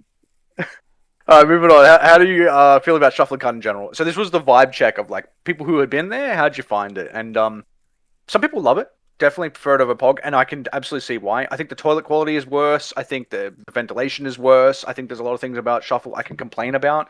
However, there's no overcrowding. there's no overcrowding, and so like those problems are a lot less of a problem. To the point where they're better at shuffle. Strange. So I get it. I get why people are saying I love it. Some people are saying, well, a good chunk of people are saying that it's too far, and I think this ties into the fact that shuffle is a little bit more eastern rather than northern catering, not by much, but a little bit. And so it turns, like I'll give you an example. It turns my trip to the city from an hour with public transport into an hour and 15, which is not a big deal, right? Podcasts are a thing, but still, I get it. Some people, it's a little bit too far. That said, I think people will always travel for quality games and for catch-ups, especially if it means we're dodging the nonsense that Pog's throwing at us lately. And So Primo we'll see. also loves to like stay open later for his community. Yeah, So he's we good to haven't. us. Yeah, he's so good to us. So like the one thing I didn't like about There's Primo. also really good for like good food enrichment. Oh yeah, 300 gram. There is good burger food there, shop. yeah. So good. Yeah, I've noticed like the after games, like after the game day, like everyone catching up that night. It's kind of nice to be honest over a shuffle. Anyway, so people are I'm indifferent. So there's a good portion of people who are just like, let me know what we're doing. Let's just do that. Maybe it's alternating, whatever it is. There's going to be some moments where shuffle's too busy, and there's going to be moments where Pog is too busy. And we'll let you know as soon as we find out. I We'll do think announcements. that like majority of people say they like shuffle. Whether or not they like it and they find it far or they just like it, either way, there's a 65% of people say they like shuffle at the very least. So that's good. Nearing the end now. Now this is a bit of an interesting one. Tammy, did you want to do this one? Well, I mean, I answered it a little bit before, but I can go over again Yep. here. Yeah. So basically, as I said at the very start of this, what's happening in America at the moment is pretty large scale events. They are testing a modified version of the Japanese point system. And there are a couple of caveats in terms of this. During the event itself, the rankings, the scores, etc., are hidden, so you cannot know your true ranking until Swiss is over. And what else is our major difference? I think that's about it. So basically, what happens here is you also have true randomized seating, Why are there or three like different seating order. categories that essentially say yes? Yeah, it was. I don't know.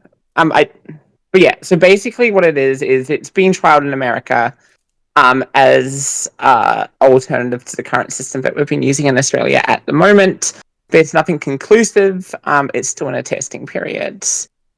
In terms of like what I wanted to ask here was people be open to testing that kind of thing here.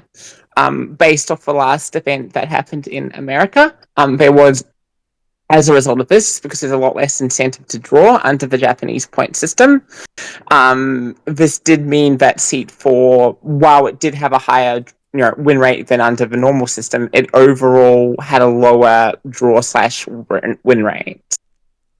But the draw rate was 7% overall in the Japanese system with the Americans tested.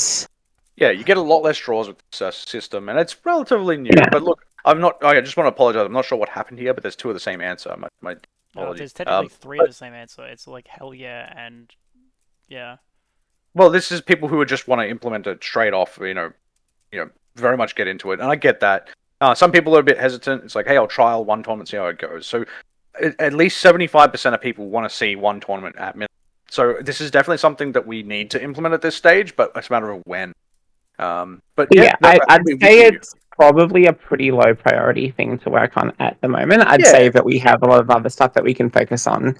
Absolutely. And to be honest, we can probably see where the Americans are going for this as well. Yeah. My concern, other than loving draws and loving garlic, is that we just want people to love our events at the end of the day. Yeah. I think 50% of people are saying they want to trial it. So there's no harm in having one little event, maybe a 32 open or something. Trial it and just see how it goes.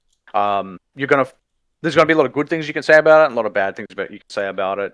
Reception is mixed, but there's a lot of positive things you can say too, technically. So we'll give it a shot. We absolutely will give it a shot. When we can't say though. Yeah, but because we will. It's a case of like we also like very much like whenever you trial two things at the same time, you get like interference becomes a real factor, like the interference effect. So it's a case of like we're trialing monthlies, and it's like, well, if we trial monthlies and then we trial this at the same time, are we going to get good data about whether monthlies is a good thing, or are we going to get good data on whether the JP system is a good thing? So it's sort of like I'm again like we're sounding non-committal. We will definitely trial this. It's just about how and when and Yeah, what that looks yeah, like. And it Yeah, might and if be a case people where we have, try it at a LobbyCon event where we're like, yeah, okay, on a maybe. Sunday at POG or something, we do 3 rounds of Swiss, draws worth 0, and maybe that's what we do. I don't know. Look, we're definitely going to look into this, and it might be one of our next Shuffle Open events. It might not be. We're not sure. Yeah, yeah.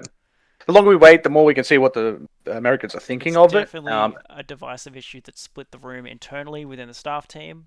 Yeah. Yeah, and you all. It's not so much internally. Everyone saw that debate, so yeah, Yeah, like we'll talk is good. figure it out. Talk is good. And look, the longer we wait, the more information we get on this. I think there's a real world where we just continue to do what the Western world's doing with this sort of thing. America, for the most part. But yeah, look, no harm in trying it. It seems like majority are wanting us to try it anyway. So absolutely, at some point you can expect that. I think. All right, moving on. Yeah, so here we go. So judges do cost. That's the truth. What a lot of people don't see, but behind the curtain, judges do cost, and the quality of the judge and what level they are changes the price. How long the event is changes the price. Yeah, but they're about 200 to 300 generally. Yeah. Now we have lately been doing this thing where because we're all friends, we're all gamers, we're all playing competitively, but we are friends. We trust one another to handle our table, to act with integrity and a sportsmanlike conduct. And with that means, hey, sometimes you can have bigger prizing if you don't get a judge for the smaller events. You need them for the bigger stuff, obviously. But we wanted to gauge interest in, how you guys are feeling about it. And it seems like people like the fact that we don't use judges for the 32s and unders. So I think we'll continue to do that. I mean, that's not officially me saying on behalf of MCL, but it seems like that's what people are wanting. Thoughts on that, Zach, Tammy? Yeah, you Tammy. It's just hard because like judges cost a lot of money, and honestly, like even $200 to $300 is probably underpaying a judge for their time. So it's just a matter of like, do you want more prizes? Do you want less prizes? Do you think that we need judges? If people are happy with what we're doing now, then we just keep what we're doing, I guess. I Yeah. do think that we will still get them for our Premier style events, and it might be a case of like we might every 3 months. It might not be a true Premier style event like a Grand Slam, but it might be an MCL 48 Open that's like a 48 Open Plus that has a little plus symbol on it, and it's like this one's like a $40 price entry or something. We're gonna get a judge in. It's gonna be you're paying for higher stakes, and that just to spice it up and just see where we go there. Like, and that might be something we advertise more towards the Sydney crowd, and they might be the ones that might want to fly in for, versus a little mini tournament style thing where it's like, maybe Sydney does want to fly in for an event that's only $15 entry and there's no judge, Yeah. Yeah. All right. Well, look. Last thing now. Closing thoughts. Is there any advice that you had for us, or anything better, or what you want to see implemented? So here we go. I have not seen any of these answers, so all new to me as well. So, running all this is a thankless job, and so I just want to say thanks to the team for everything you have done to cultivate this event and its player base. Such a great thing to look forward to each week. Yeah. Yeah. I've heard that the league has funding issues. I think selling merchandise like custom tokens could work. We've spitballed the idea of making custom tokens and having like a QR code and a URL on the back that essentially would act as adverts all at the same time. So when in all your games you have a token that's literally an invitation code to the Discord for ease of access for all the new players. But yeah, we're all working on this. It's a good idea. I know Radnors was doing jumpers and stuff recently, hoodies, and I could definitely see a world where this becomes a thing. We'll do sweatbands. Sweatpants. We'll do javelins. Yeah, javelins. Lara reference. Javelins. All right, so That'd be funny, dude. I want to see Lara wearing a sweatband and like swinging a baseball bat. Regarding the question about judges, I'd rather not ever need a judge. That's when you have folks flying in and there's $35 entry fee, like fees minimum, and it's like it's a big boy event. Like you're gonna have moments where people spit the dummy, like, or try and do a cheeky, you need judges. This is not an option, I would argue. And as someone, I get the sentiment, though. We also, as TOs, we are more comfortable at events with judges because we can play and just be a TO sometimes, whereas when we're playing and being a TO and sort of judging, it can be pretty overwhelming. We have a big team, we share the load, but still, it can be overwhelming for us when there aren't Yeah. judges. So there's like Please that kind don't of stuff. ever ask me to judge again. Don't ask me a rules question ever again. I'm so sorry to the person I had to answer questions for at the last Melbourne. But yeah, I think you really should expect us to have judges for anything above 30 players. Like, 48s, I think probably should have one judge at that stage. And look, in respect to this person, you've probably never had an issue, but when you look at it from a macro perspective and you take a step back, like I'll give you an example. Last event, I had someone do a judge call because someone was taking too long, and how do you be impartial to that? You know, it's gets really yeah, you need judges for those situations, and that was just at a 28 event. Like when you get 48, you gotta have this sort of stuff. Anyway, so while straws are not while straws are annoying, the seat order issues enforcing draw situations. Okay, yeah. Also, I don't. How do you? Tricky one. It's something that the world's trying to fix right now. Honestly, the draw situation. So, I think this is in regards to the Japanese meta stuff here, and to some extent, that is, I'm not. It's not perfect, but it is solved by the fact that you do not know your pointing, and you cannot make an informed decision about like who you want to win based off like points within the Japanese system as the Americans try to. So it makes it really hard to king make, or at least harder. Yeah, and you don't know where the bubble is.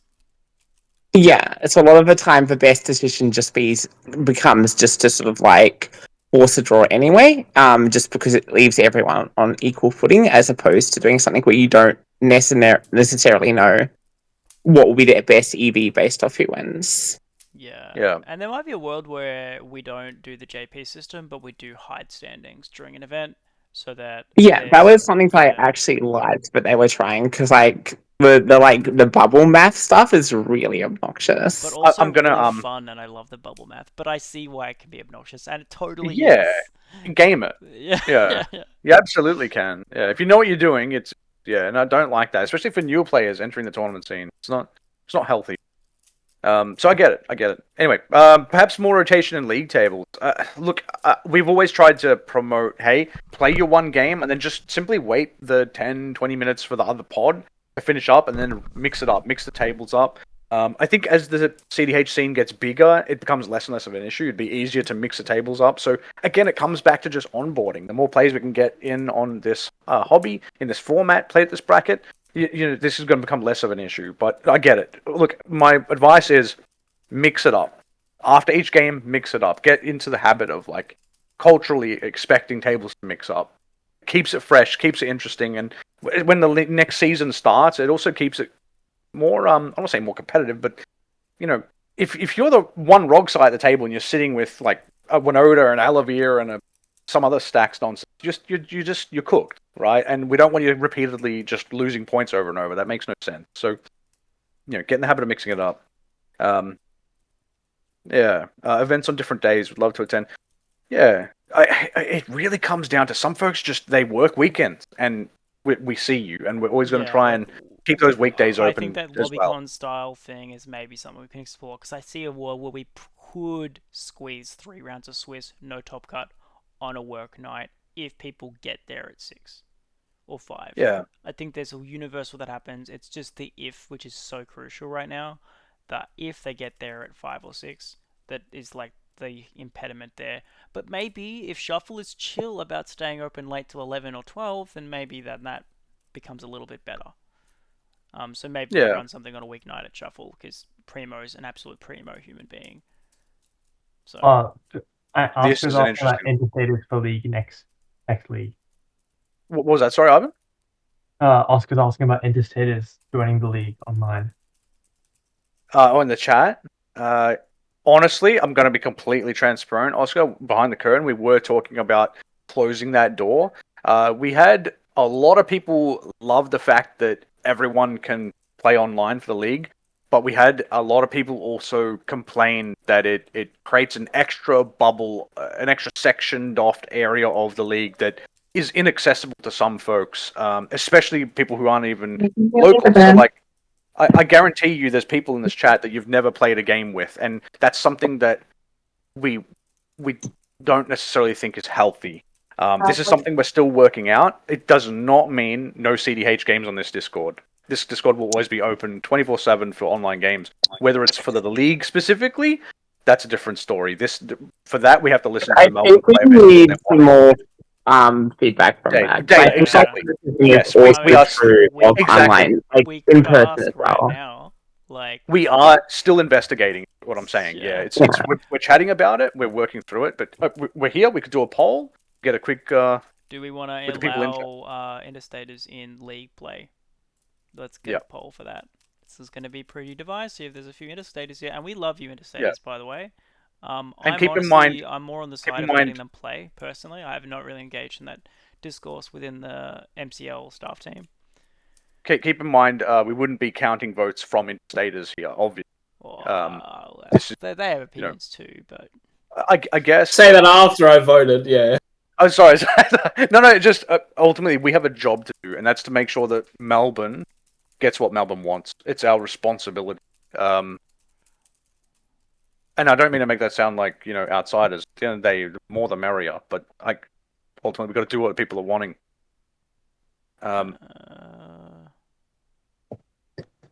I'd also like to say, in regards to online play within people who live in Victoria, like for the league, I don't really see it as different to people like any kind of store. Like, I think conceptually it is the same thing. Like, I will never be able to show up to Grand J.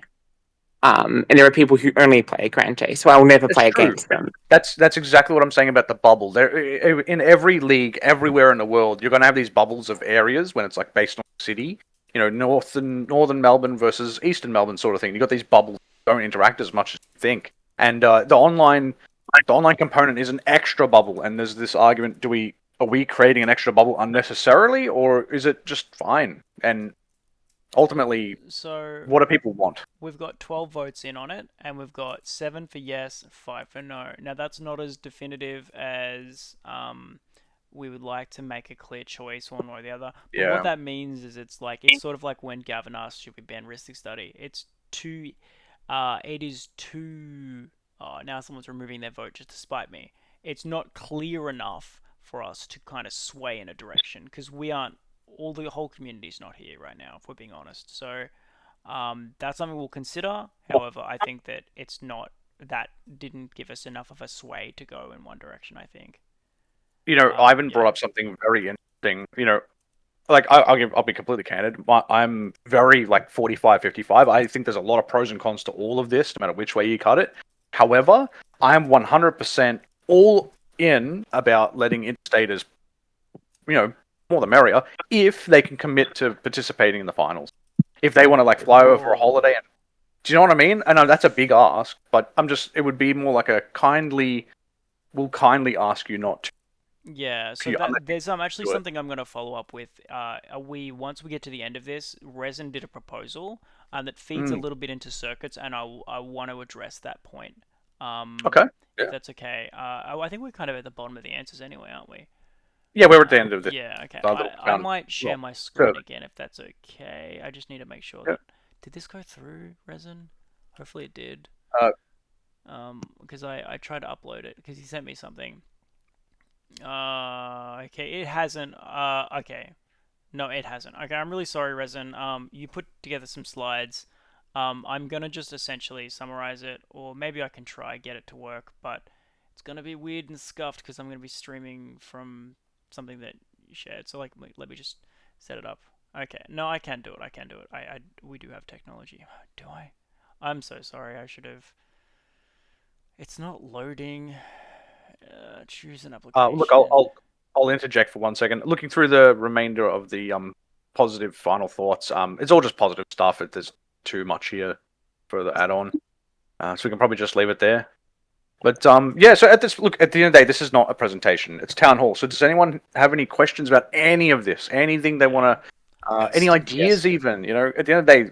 Yeah, if I could, I just want to address, Resin put some work into this stuff, so I kind of want to... Oh, yeah, okay. I can't show it Please. because I'm on a Mac and he gave me the wrong file type. Anyway, so what Resin's proposing is that instead of doing a circuit, we do essentially it's like group stages. So we run like a monthly league. At the end of that, we take the top 4 players and they all get invited to the finals. And finals would run every 3 months. And then the second month, you do another monthly league, take the top 4, they get invited to finals. And then third month, you do the same thing. And then at the end of the 3 months, you then have a finals with all of the finalists for the leagues from the previous 3 league group stages. And then that's like the league finals. So the league finals run every 3 months, but you run like the points are resetting every month. So you sort of have that freshness still, and then but you like camping is less of an issue. I have some thoughts about that personally because I think that if you're locked for finals, then what incentive do you have to play in subsequent group stages? And that's a concern I have. But that was something he was thinking about and toying around with, and I do like it in concept, but I would want to modify and say we'd still have a circuit, and if you qualify for league finals in a different group stage, you still would get circuit points, so that does create at least an incentive to keep playing in other group stages. That was a lot of words. I hope that sort of made Ultimately, sense. But yeah, yeah, no. that if Ultimately, we like, went with a 3 month model, then it might be easier for an interstater to commit to coming if they qualified for a group stage in month 1 of the league. You know, it's a bit like JoJo's Bizarre Adventure Part 7. at the end of the day, I don't think we ever want circuit point to detract from each individual event. Each individual event is its own individual event that is worth something in full, and the circuit points are 100%. I extra. think people should always play for the event. What was that? Sorry. I think people should always be playing for the event. Like Yeah, for sure. anything beyond that should be a bonus. Yeah, look, ultimately, yeah, that's what I think. That's the main thing. I think people can get lost in the whole circuit points thing, and I think that's good in a way. But I think I don't want it to ever detract from the fact that someone just won a 70-player event. Do you know what I mean? I don't want it to be all about the circuit. Like we're not all gaming for the circuit. It's Yeah, like and each event is special. and I've You heard know? things happen in the US like multiple times where they're like, "Look, I got the prizing, but I traded my circuit, like my bragging rights and Yes. my position for the prizing." Like to me, I don't know how I feel about that. It's like you either Yeah. won or you didn't win, and we Yeah. agreed to split. Like Yeah. I've seen some yeah, ugly situations where like a pod has drawn. It's a draw. It's come to a natural draw state, and they've, as a pod, agreed to give it to one person just so they can get the circuit points to get into the circuit. It can get really dicey. And, I think the main thing is that each individual event is special in its own way. Don't lose focus of that. yeah. Do people want us to trial a circuit? I think I should probably Yeah, talk through some like the concept a bit more. So this is something I've been talking about for a while and getting feedback. Unfortunately, I am stuck in Thailand at the moment, so there's no fancy slide here. But basically, to give some context here, I became sort of like disillusioned with how the league worked.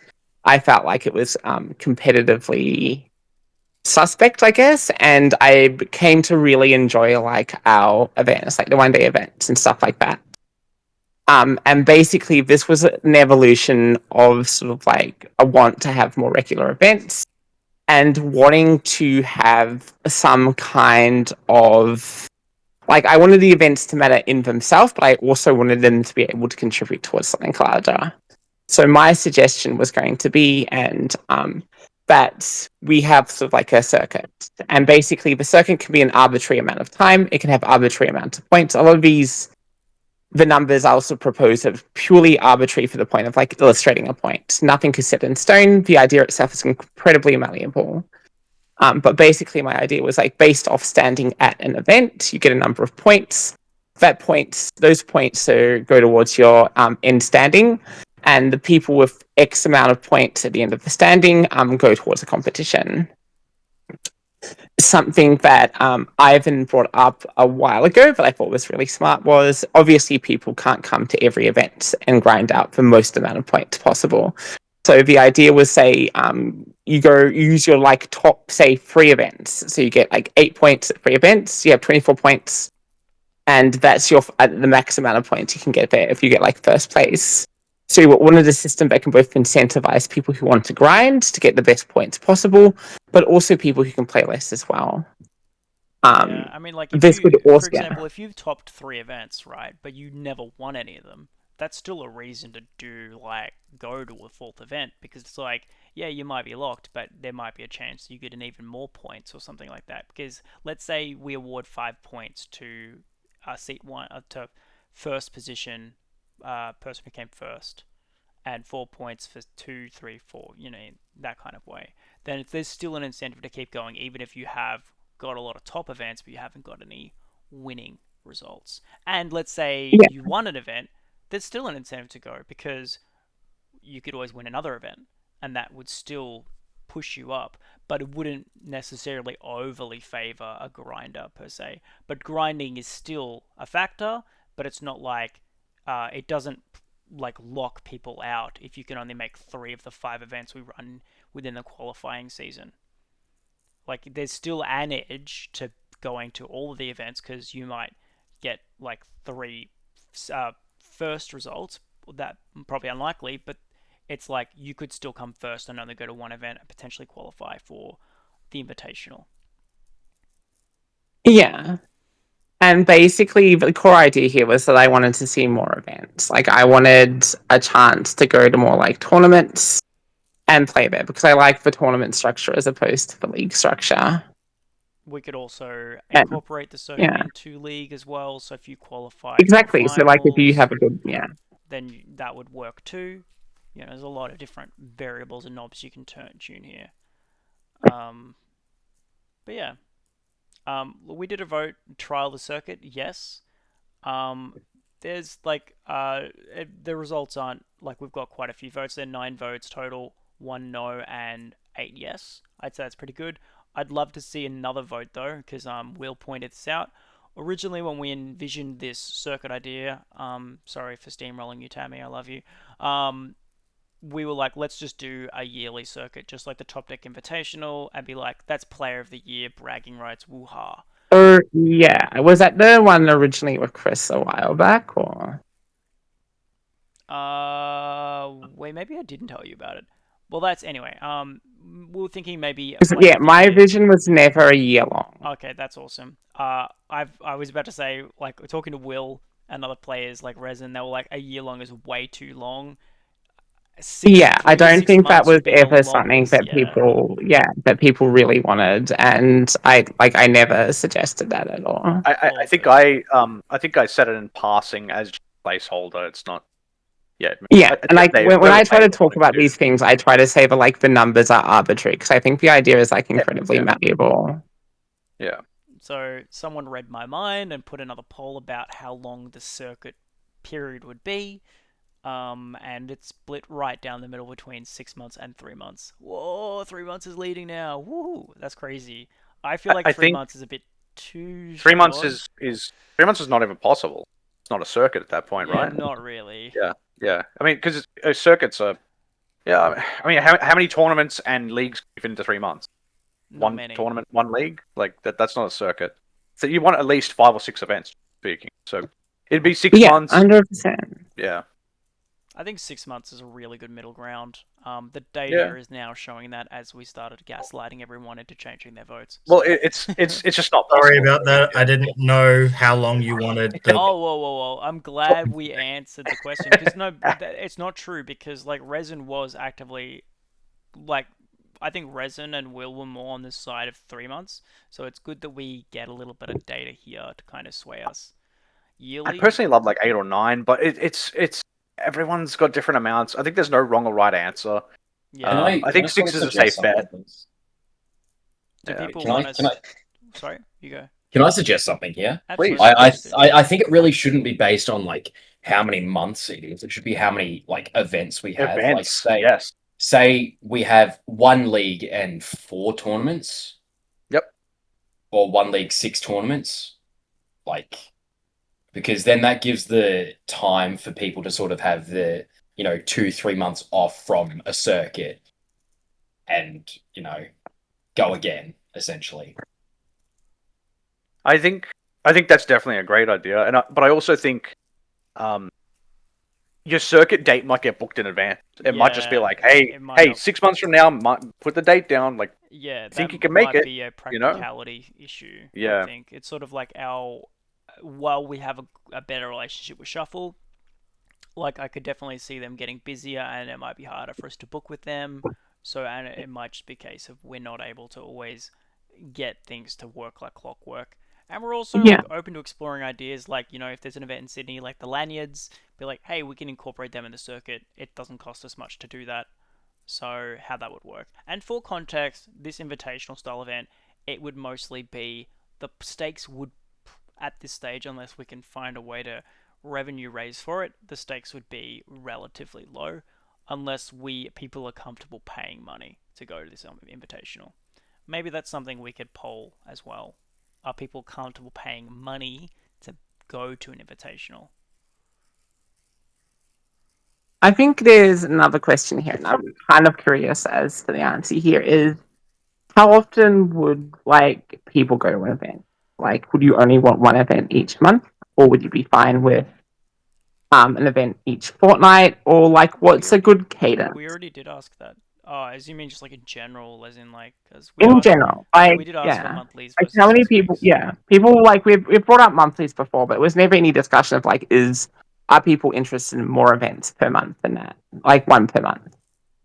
And would people want a mix of events? Like, would it be open to online stuff? Would it be would people want a mix of formats like league, 1 day events, stuff like that? Yeah. Well, I've seen circuits in America, 15 events for one circuit. I've seen them do 8 events.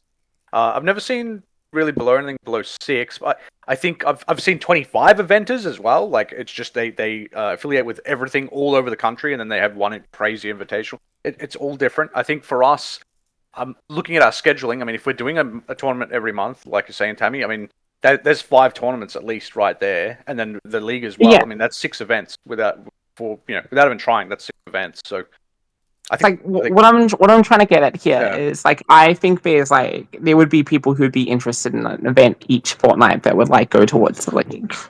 And I think there are people who exist who do want to play more than what we're currently offering.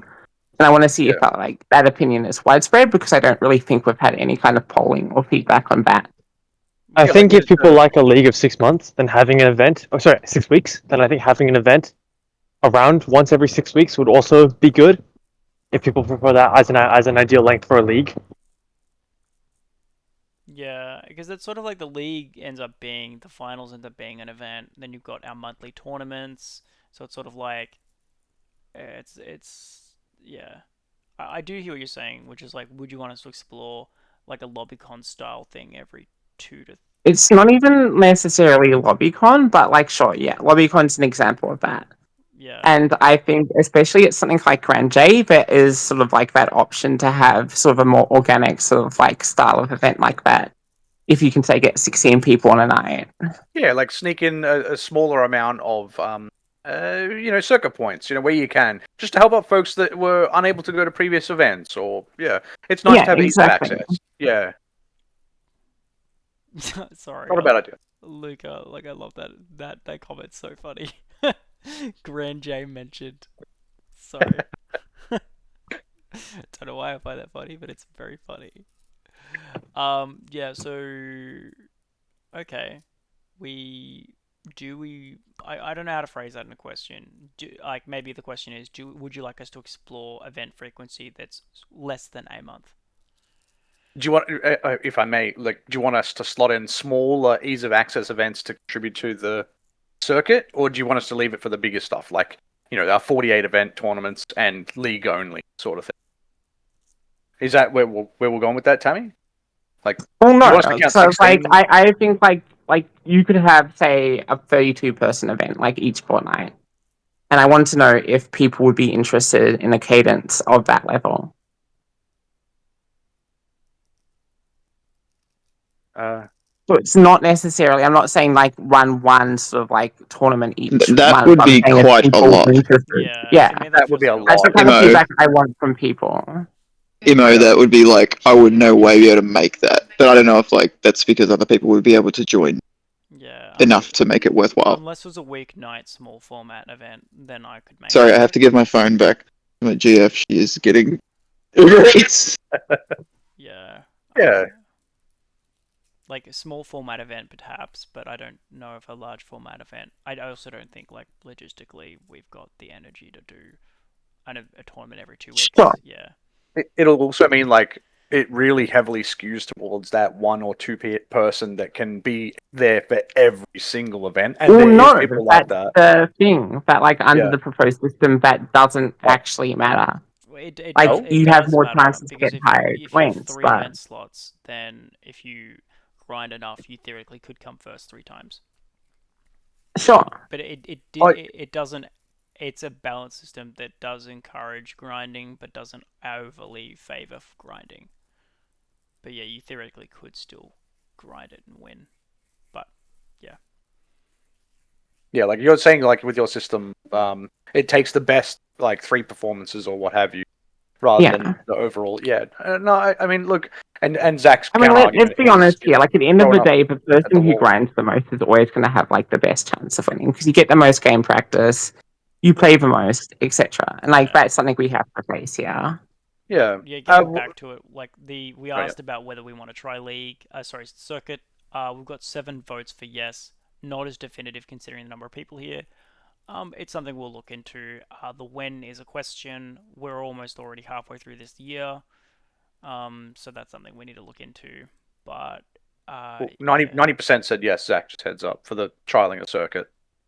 Yeah.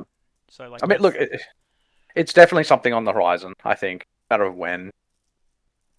yeah, yeah. Yeah, we're wrapping up now, Stragan. All good, all good. Is there anything else people want us to kind of address before we wrap here? You know, this is an open town hall. If someone has an issue Yeah, I we haven't think people should discussed, use their mic. please use the mic or chuck it in chat. We're here for you. We put this on for you. We absolutely want to hear what you have to say.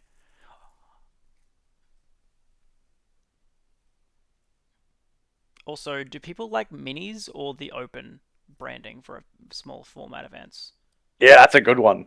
Our smaller events, like a 32 players, like, do you like the word mini for that sort of thing, or do you like the word open, like 32 open? Angus, do your thing, man. Open? Yeah, mini. We got a lot of mixed reviews on it. Like both sound great in their own way. Yeah, like open does sound more like the tennis and evoking sport, which I love, but mini is kind of easier to say. So I'm so split on it myself. I'm split as well, yeah. Like 45-55. I didn't know what to call this poll. I was just like, name. Mini open. Yeah, thanks, man. Yeah. Thanks 9 million and fifth. Really? Like, I appreciate your feedback there. The number just keeps getting bigger in his name. He started out as like 3rd or something. You know, Radnors, their branding, they had like they took our branding off oh, not that they took it, but we back in the day we had a Dockside Debacle series, you know, that's what the format had evolved into. And you know, and then they come up with Rad Nauseum, based off of an in-house joke, and at the time, and I feel like we need some kind of branding name for our tournament series as well. Something like you know, like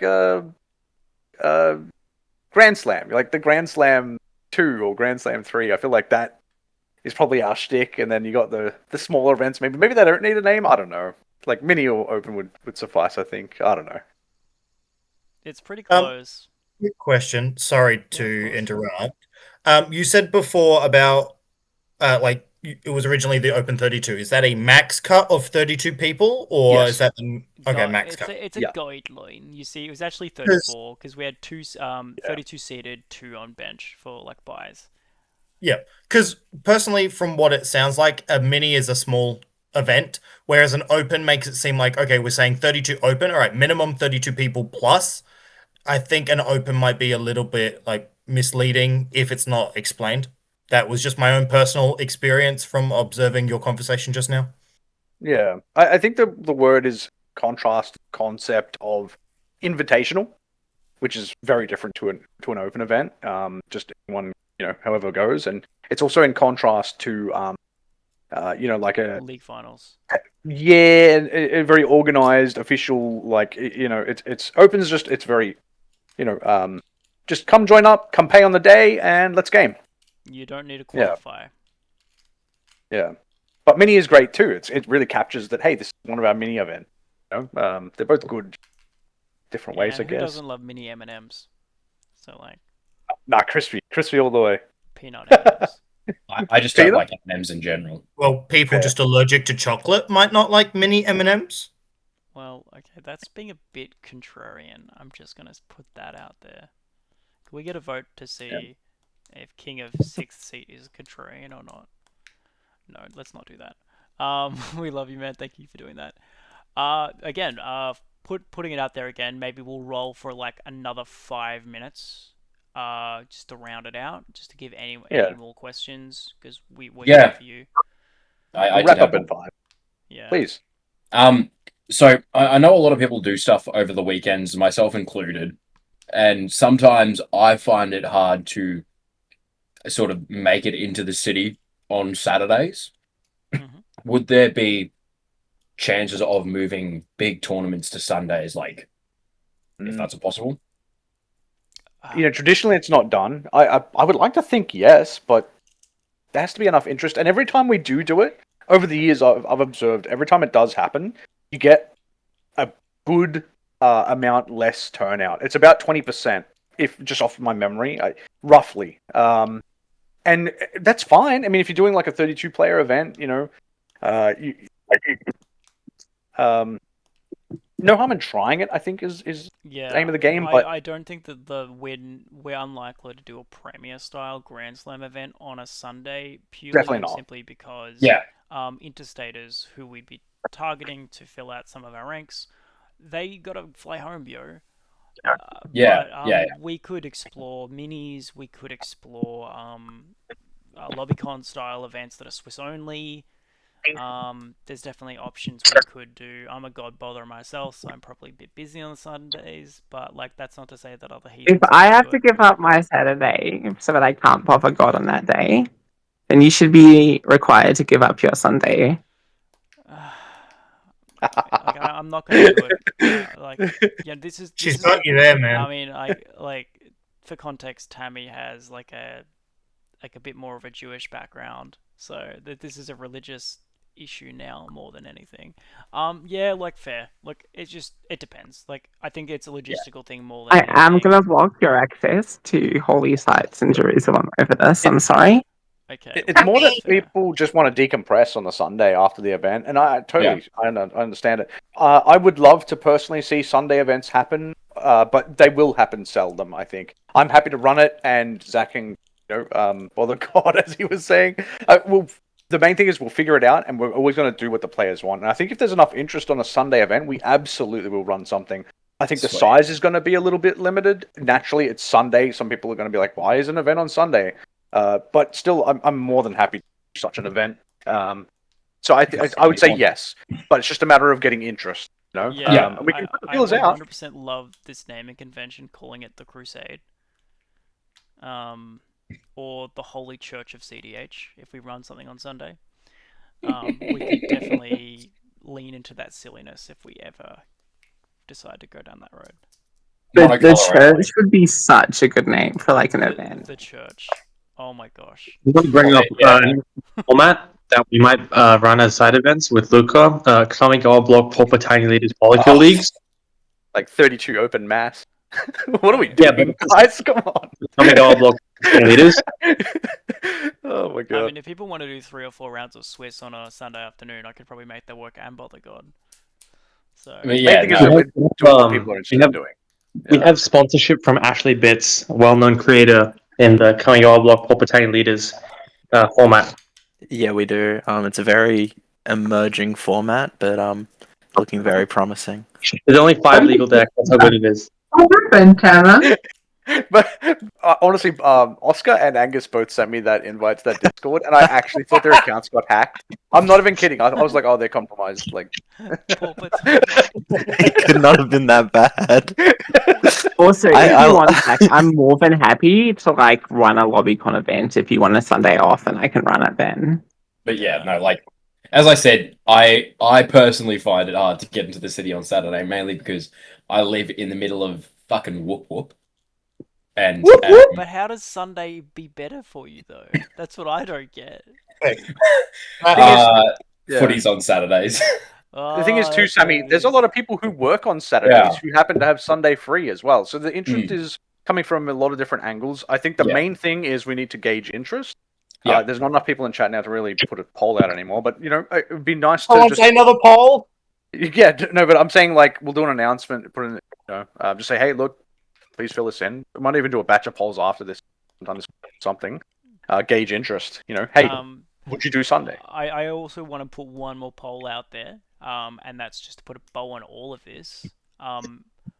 Do you guys? How did you like this? Do you want us to do this again?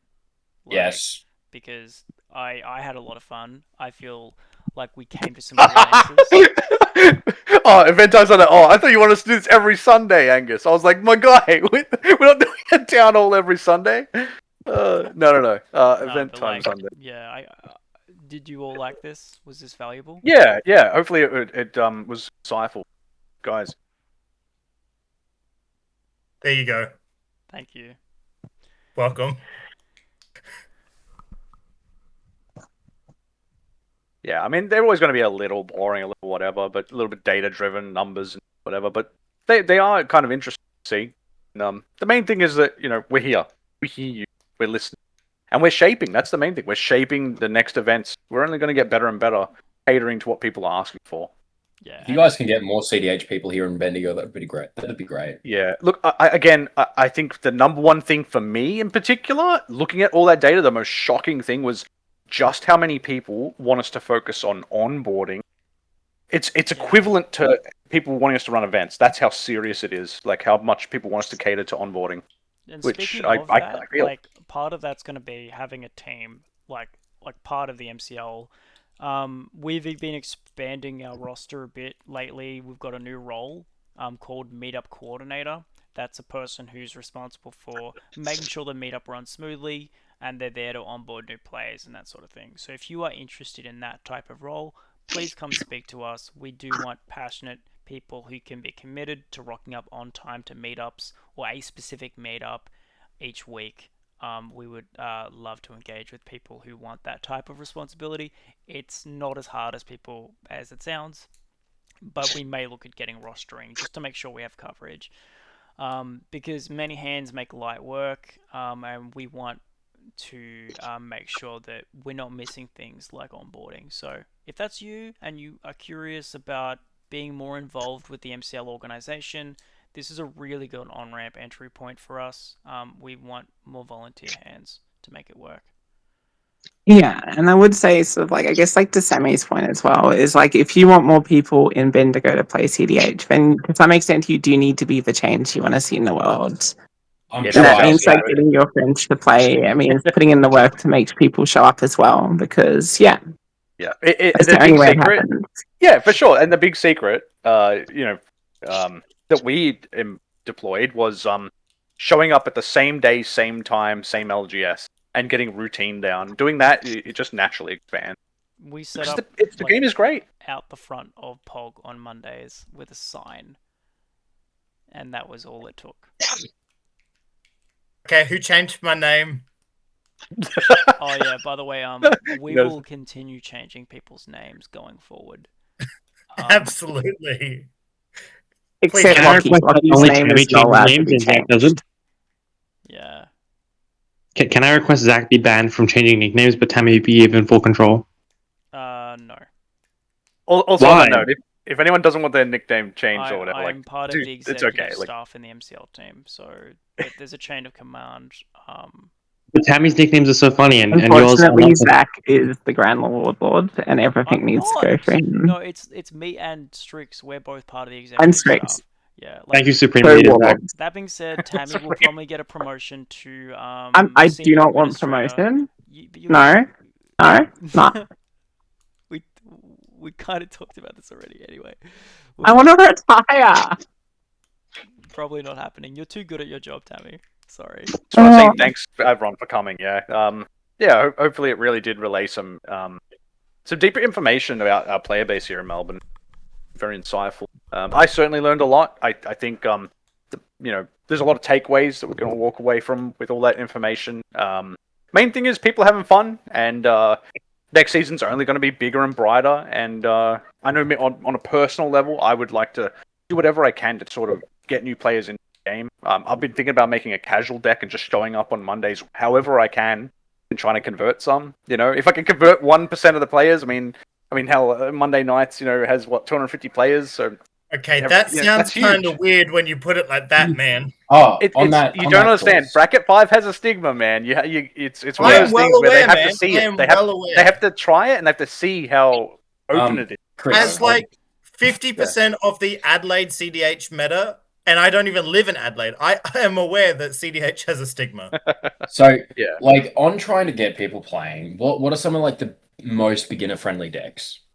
Blue Farm. You're Blue okay. Farm is the Inala. quickest way to teach people Are you what kidding? CDH is and what it isn't. Blue Farm is so Yep. hard to play. No, it's Inala, easy. Gitrog, Draw Kayam. cards, Magna. Historical Breach. No, Kinnan. Easy peasy. no, I think it's like Gwenham or something like that. That's just like Gwenham is bad. Gwenham is Gwenham bad. Don't teaches let them me play nothing. Gwenham. Gwenham teaches them Okay, nothing. so yeah. I have a friend who's played 4 games of CDH. They've won 3 of their games, and they have played Kinnan each time. Kinnan's great. Kinnan. Kinnan is great. Kinnan, Rockside, Blue Farm, and Yuriko. I honestly no, think not Yuriko. Yuriko. Not Yuriko. It's too hard. Playing control like Tivit, you wouldn't give a new player Tivit. Same thing. Yeah. I would really hard. absolutely give a new player Yuriko. Just be like, cool, here's ninjas do damage.